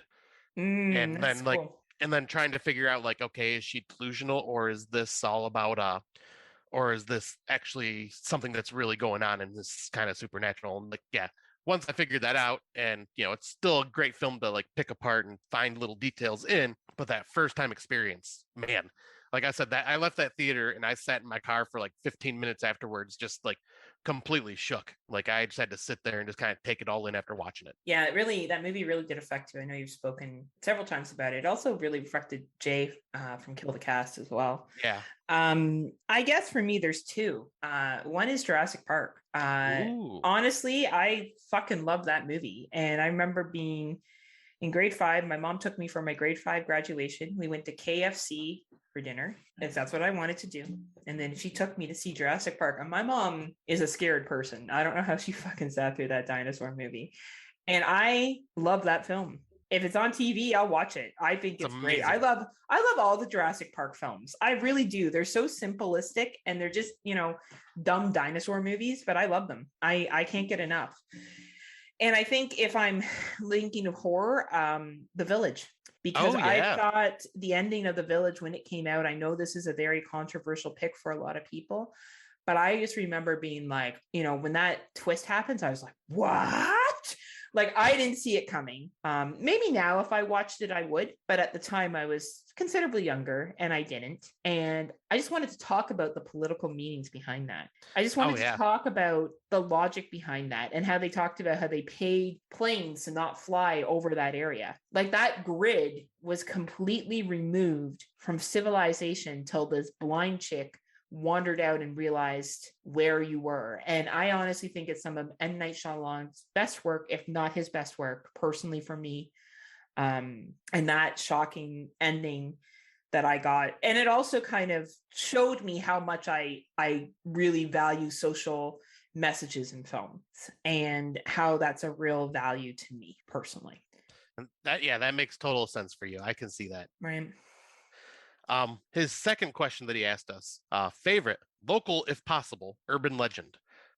For local urban legend for me, I think I brought this up on like when we did our urban legends episode, but the thing that I found out that lives out in Montrose, like that was a legend called the Wakalar, which I literally cannot find much information on it, but a lot of the locals have talked about it, and it's just this beast that you hear out in the middle of like usually at night, which probably is just a coyote or something, but it had this extremely unnerving sound to it when we were in the woods at night partying, and it would almost sound like a horse whinnying and then a howl mixed Wow. in. It was enough to the point where whenever we were out there at night partying and we heard that, we freaked out, ran back to the house. Like Yeah, we don't fair enough. and then like years later I found like we just nicknamed it the Beast at the time, but then years later we find out people in our town called it the Wakalar. And yep, no one knows any history about it, but that was just like what people were calling it. Some people said it was like a myth that was brought down like since the town was created back like in I think 1920 or whatever Montrose was made like into a town. So when it was colonized. Yeah, pretty much. Yeah. Yeah. But yeah, that like they say that it's been around since that long. I mean, whether it's true or not, who knows? But yeah, that's the one thing that always sticks in my mind when I think urban legends around my area. That's cool. For me, it's Bloody Mary, Candyman. I never say any of that fucking shit in the mirror ever. And I never will. Just so we're clear, I don't want to take the chance that it's true. And I don't care how that makes me sound on this podcast either. I will never, ever repeat those names in the mirror. Creeps me out. I believe in ghosts. I believe in spirits. I believe there's evil and good in this world. And I don't want to fuck with any of that shit. So that's for me a very simple one. Anything that involves repeating anything in the mirror to get something to come so I can see it. Nope. Like I wouldn't play the fucking elevator game. I wouldn't play any of that shit. None of it. Why chance it? Why chance? Why chance it? Why chance it? There's so much drinking and weed smoking to be had in my lifetime. I don't want to take away any of those options. So, I mean, granted, like I did chance it with Candyman when I did acid way back in the day and said Candyman 5 times in the mirror in the dark, but that was a dumb idea. I bet it was, but you lived to tell it. Freaked me out. I did. It freaked me the hell out, but I did it. You lived for now. And I just want to say, so these were both from Darren Wilson from the Psychosomatic podcast. So go give his show a listen because it's fucking awesome. And we love Darren, and he's also from the VD Clinic. Way smarter than us. Way smarter. And we love him. Speaking of people we love, Jay Murphy from Kill the Cast. Aw, Jay. Explain in great detail how much you both think I'm attractive. Oh man, I don't know if we could do that in one podcast. Like we need a full episode just dedicated to talking about how Jay is like the nicest, most politically sound, fair, very socially, has a very, very strong social IQ, kind, smart person that I know who has an extensive knowledge of horror movies. And I think that overall, captured with he's tall, he has a very handsome face and just such a infectious laugh just makes him a stud muffin. I completely agree. And I also have to say, like, that sexy ass beard. I love that fucking beard. Like, honestly, I feel like you're just trying to grow yours to fit to be like him. I am. Like, Jay's beard is just beautiful. I love it. Right? And he is just such a kind-hearted soul. I could just pretty much cares and supports for everyone. And he's knowledgeable. Very knowledgeable. Yes. Yeah. And I'm also, he's a bit on the nerdy side, and I think nerds are sexy. Well, you would know you did go pro magic. I did. Well, almost pro. There's going to be a Lifetime film about Scott almost going pro magic one day. Yeah, it's going to be pathetic. It's going to be the best movie ever. It's going to be better than Killer Prom. Oh, it better be. Oh God, it better be. But moving on to our next one, our good old friend Phil Ray. Phil. And he does a show, a YouTube show called What We Listen To. But he has 2 questions as well. First one, if I happen to show up at your houses with blindfolds and handcuffs, what would you do with me? Wait, wrong group. Shit, did I press enter on this shit? Well, guess what, Phil? We are going to answer this anyways. Yeah, man. I'd be bringing you inside and giving you one good time. That's what I'd be doing, Phil. Anytime, Phil. You're welcome. Oh, and trust me, Phil, if you came in with blindfolds and handcuffs, I'd be having you handcuff and blindfold me, and I'd give you the smoke show lifestyle. Like neither one of us are lying, Phil, either. Like we're totally down for what you're suggesting. Like this isn't even like we're doing it for the show. Call us sometime. Yeah, call me. All right. Well, what's his unserious question? All right. So the next question is, he goes, real question is, how would you survive if you had to live out an attack from your favorite horror-verse baddie? Does not count saying you would probably be killed. He. Yeah, that's what I would say. He knows. He's like, I want the keys to be in the final girl and the final smoke show. So yeah, me, I'm for being the final smoke show. If I can't just say I'd die right away, I would probably, since Jason is like my favorite baddie from the world, like in slasher form, the only thing I could think of is just try to hide and outsmart Jason, because Jason's not very smart, but I mean, he knows the woods, and I would just do my best to just constantly sneak around and avoid or try to distract him and get away. Yeah, you know what? As much as we joke that you and I would die, because we say that all the time, I actually don't think we would in a real slasher film. I think if we did, it would be like a tragic lost character, because I do think we're intelligent enough to, A, not get into that situation in the first place, and B, I think we could manage to survive if we needed to. But I guess for me, it would be Freddy. Like, we might as well just do that because it's Friday Nightmares. And yeah, makes sense. I chose the Nightmares piece. So I think for me, I would probably try to, hone my inner Alice and try to fight back within my dreams and take control over your dreams, which you can't do. I always have liked the concept that Freddy's a boogeyman that if you don't believe in, he can't hurt you. And I would try to kind of use my wits to outsmart him and try to survive it that way. If I was in a slasher like Scott, I would do the same thing Scott recommended. I would try to outsmart and try to I think the biggest thing that people do in horror movies who survive compared to those who don't is they try to calm themselves and think of ways to handle a situation, which I can do. And I have had to do I have been in life or death situations before. Right. And I have been able to survive them. So I think that that's the biggest thing that I would pull from is, evaluating my options as quickly as I could. And which one do I think is going to be the most successful? Like all joking aside, you can be completely hammered, but you can sober up real quick if you have to kind of survive something. So I think there's that possibility there as well. Yeah, great. I like it. Yeah. Then we get a question from our good old pal Donna Nelly Nice. from the Fresh Cuts. Mr. Donanelli asks, one for each of you. Scott, what scenario would you want to see if you were given control to create a new Gremlins film? Heather, how drunk would you have to be to watch the movie Scott just made up? So no matter what Scott makes up, there's not enough alcohol in the world. Done. That's the answer. All right, so I'll give my answer then. I would actually go with a continuation, like a straight continuation of part 2. I would. Of course you would. Well, I would. This is where I was gonna say I would cut out a lot of the ridiculous Looney Tunes comedy. But what I would like to see happen is, since at the end of part 2, you see Greta the Gremlin is still alive, I would like to see her like getting out into New York City, and then it rains and then creates a shit ton more gremlins, this time obviously without any genetic manipulation and all this stuff, and just kind of go back to what the first film was, just a shit ton of gremlins causing havoc in a major city. And I would probably make it try to even make it a little more horror than the first film, because the first film had some horror elements, but was still just kind of off the wall silly. I would like to see it I would like to see what would have happened if the gremlins actually did get out in New York, but actually be a lot more horrific and them just causing mischief and hurting people. And then, since Billy and Gizmo are still in New York, they would have to come together to try to stop what is just happening again. Awesome. Okay. I still need a lot of alcohol because it sounds torturous. I used to not, just so I'm clear, I used to not hate gremlins, but I'm not a big puppet person to begin with. But Scott's weird fucking obsession, like he's like the Tad of working out with gremlins, and it ruined it for me, and it continues to.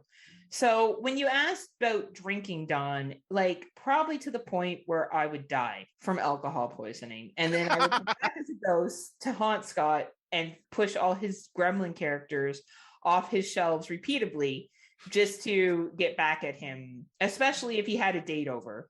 then I would really fuck up shit around the house. I would throw things just to get revenge. Oh, I love you. I know. I'm the best. And Don, that was a great question because Yes, thank you, Don.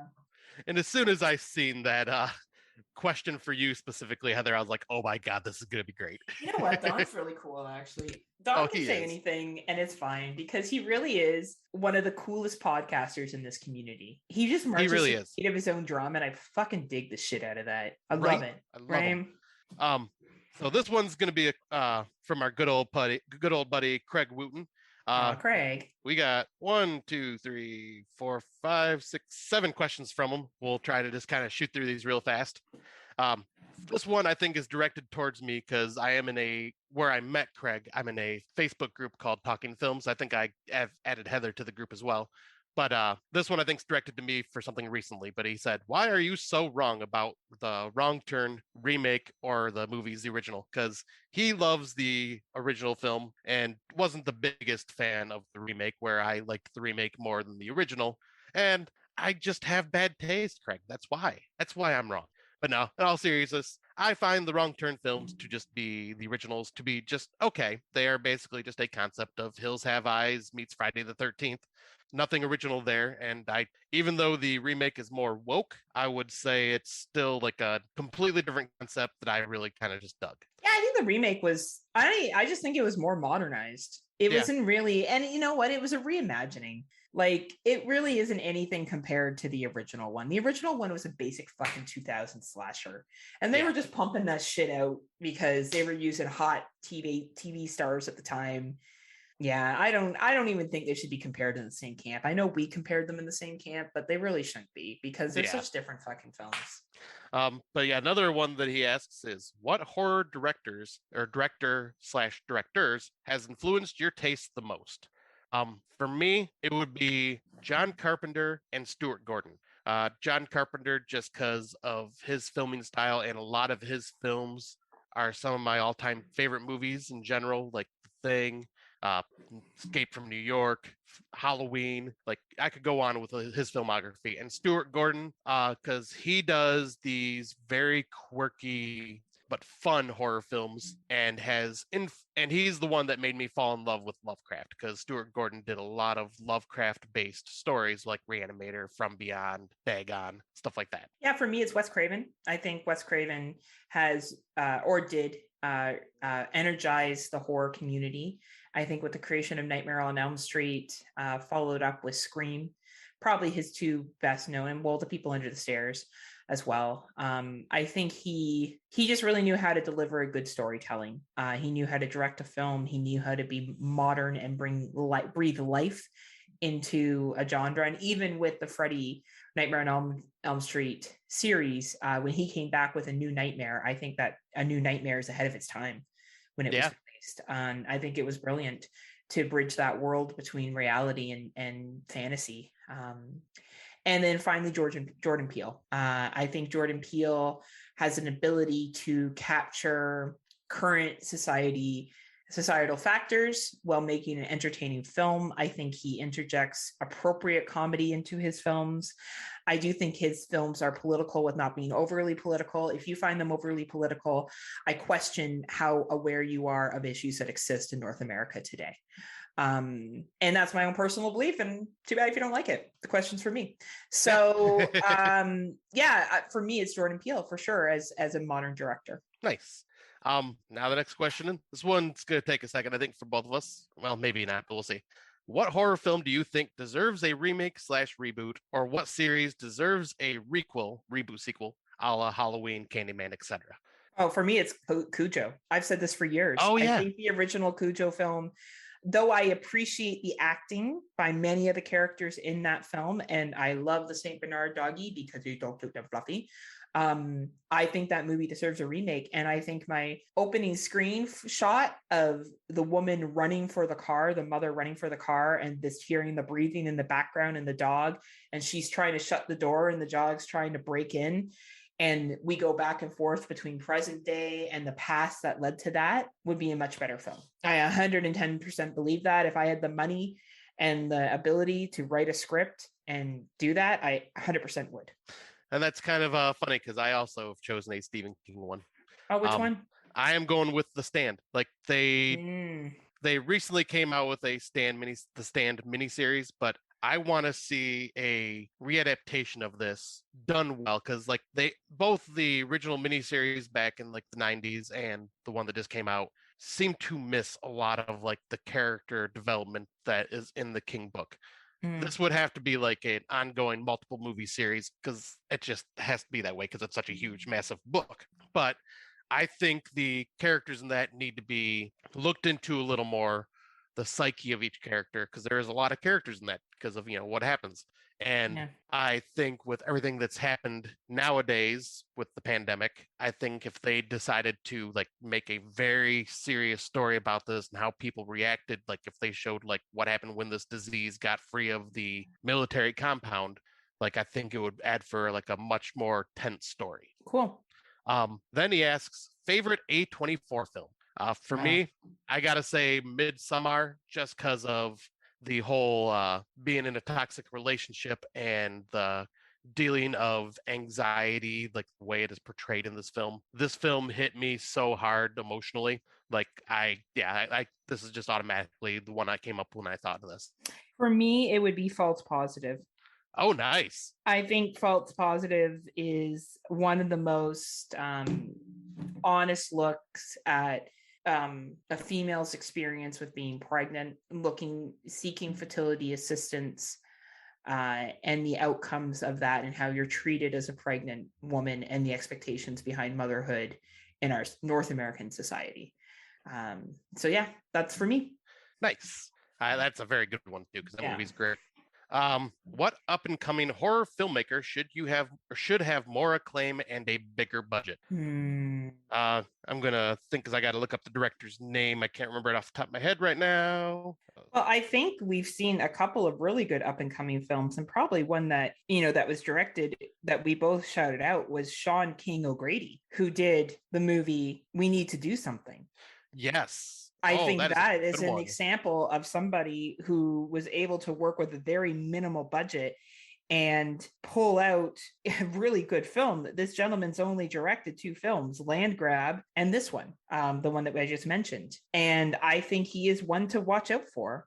I also think the person who directed The Sound of Violence, Alex Norrie, was an exceptional movie as well. I think the directing behind that movie was great. And that person has only directed 2 movies, The Conductor, which came out in 2018, which was a 7-minute film, which was about a music engineer, and then The Sound of Violence. So I think that those are 2 examples of directors who have come out with some awesome indie films this year, who I hope to see more of moving forward. Yeah, I completely agree with those. And I will bring up one more from like this one just because my love for it. But Jeremy Gardner, the director of After Midnight and The Battery. He has a little bit more clout to him than these 2 other ones that we just mentioned, but another one who honestly, and he acts in his own films, doesn't he? Yes, both films. Yeah, he was in both. And I think that's someone who has a lot of talent when you can do all of that very, very well. Yeah, he is one that covers relationships and character development in such an incredible way. Absolutely. Very well. And done. I would love to see what else he can do. Yeah. And then there are 2 more from Craig. Are there any horror novels you'd like to see adapted to film? I would like to see the sequel to John Dies at the End, which is Don't Open This Book, or shit. Can't remember the name of it. I get confused. Okay. This book is full of spiders. Seriously, don't open it. And it's the sequel to John Dies at the End. And it is basically a continuation of that book and that was a movie as well. But it is just so batshit insane and scary because these like parasitic spiders enter people's throats and start controlling them, and their limbs get like they can turn their limbs into blades, and like it just becomes horrific. But it's also ridiculous and stupid because it's John and Dave from John Dies at the End, which I don't know if you've seen that movie. No, I haven't seen it. No. Oh, it's insanely ridiculous, making you go, what the fuck, the entire time because it's so silly and over the top. And I would love to see the sequel book being adapted to the big screen. Yeah, very good suggestion. For me, it's Joyland. I've said this before. Oh, yep.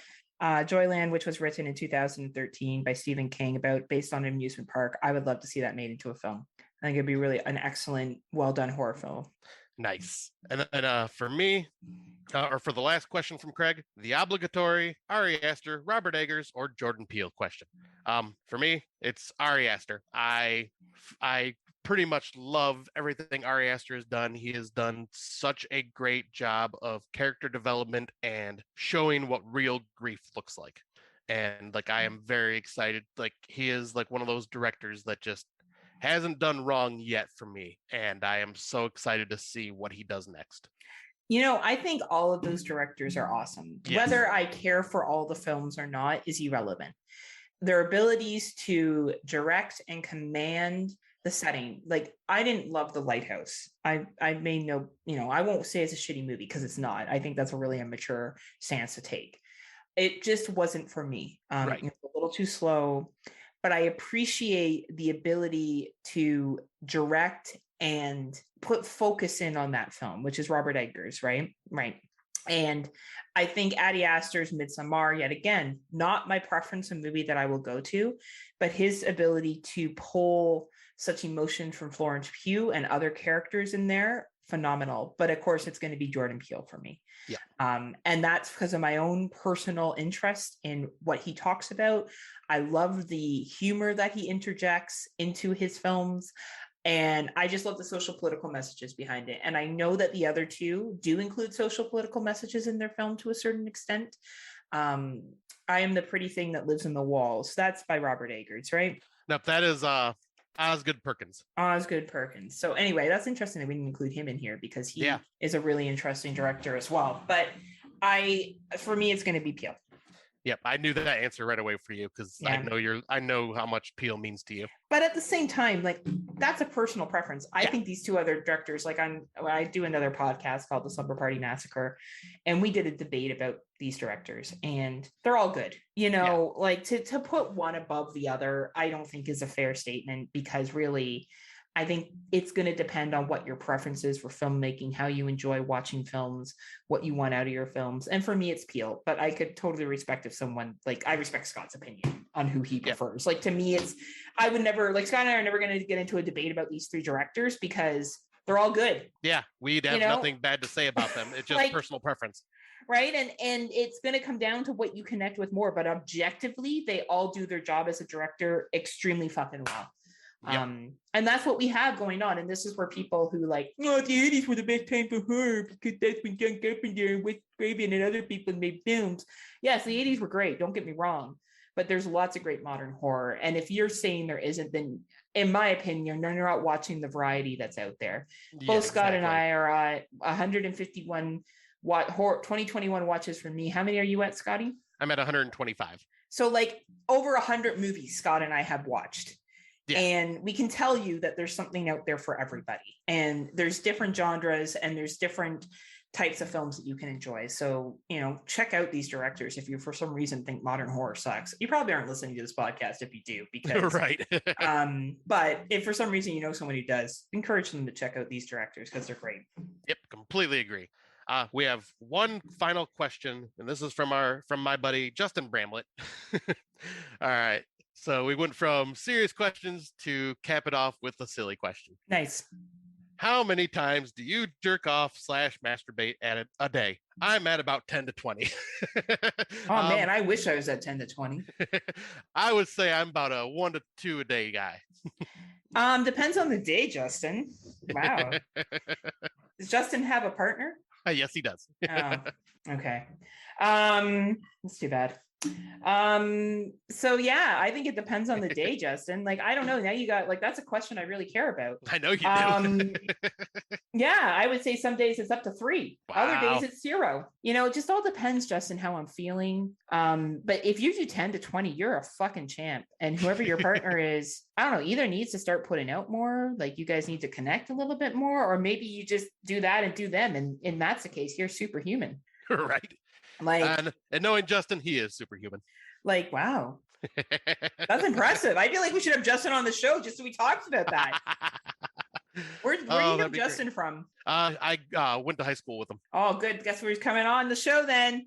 Hey, does he listen? Well, I don't know if he listens, but he is the main admin of the Talking Films group. So he is a person that watches a shit ton of movies. Well, guess what you're watching when you come on here, Justin? Porn. Talking about your 10 to 20 times a day. I'm super impressed. Did he think that question would make us uncomfortable? No, I think he was just being a jackass and just thought it'd be funny. Oh, man, now he probably didn't expect me to read it on the air. But he's made a mistake. if he didn't think I was going to read it on the air, he doesn't know me well enough. Oh, he didn't think we were going to answer it and then try to bring him on to talk about it. He doesn't know either one of us well. Yeah, I'm supposed to listen to this show. But yeah, that is the end of all of our questions. But so thank you guys for all these great questions. They were all fun and very thoughtful. Greatly appreciate taking the time to include anything. I didn't think we were going to get any questions. I didn't think anyone cared. I always think like no one cares, and like Scott always proves me wrong. People do care. Yep, I'll say some actually care because they listen to the show. Some may not listen to the show, but throw us some silly questions just for the hell of it, which makes it even more fun. Well, you know, and that's what we're all about here on Friday Nightmares. That's right. We're all about those good times, baby. Because we don't know a lot. Oh, though these questions allowed us to show that we do know shit about horror movies. We were able to talk about upcoming directors. You know, it showed that we do have some chops to ourselves and our opinions and views, which I got into a debate on Facebook yesterday about someone comparing Terrifier to James Wan's new film and how Malignant. You like Terrifier, you're not going to like this film, and how that makes absolutely zero sense. Like films go into categories, you know, like you're going to like dumb slashers, like what Terrifier is, and you're going to like slow burns. Like people have the ability to like different films. And just because someone doesn't like a film, you shouldn't get overly upset about it. I've read where people think Us is the biggest piece of shit, or, oh my God, I walked out of Candyman because it was so bad and so political. Right. And like, I think about responding and then I'm like, why bother? You know, if they really think it was a big piece of poo-poo and they want to like say that, that's fine. You know, but that movie was one of the highest grossing films this summer for horror, and has, I think, been one of the best selling films or best grossing films for a Black director. And yes, everyone, it does matter that she's a Black female director. Oh, because absolutely. That has been a marginalized group. That's why they're acknowledging it. Exactly. Like, you know, we just got a woman president at our university, and it is the first time in the history of our university that we have had a woman leader. That's a big deal. It's a big deal for women, you know, to be moved into a place of leadership. But people always just, and that's okay. You can have your opinion and stuff, but I hate it when people start slagging others' taste. Like I tease you, Scott, about Gremlins and stuff, but I actually don't think you have bad taste. I would never do a show with you or spend time with you if I really thought that you were, you know, didn't have a good taste in anything. Why would I want to do a show with you? Right, it'd be a constant arguing then. Yeah, and which, you know, some people dig. A lot of people do dig that, but like I just think it's immature to criticize what someone really likes. I really do. Like there's films that have come out like Saint Maud that I'm not a huge fan of. I know certain people love that film. Well made, well acted, just didn't do it for me. Right, same. You know, and that doesn't mean that it's a shitty film. It just means that it just wasn't for me, right? Exactly. And I find this attitude of like, I don't know, it's just immature, and I just don't have fucking time for it, honestly. Yeah, I agree. So, but that's Scott and I's, you know, 2 cents of what we think people should think and not think, which wasn't even a question. I just decided to add it on here. So Heather does what she wants. I smoke, I drink, I do drugs, I do what I want.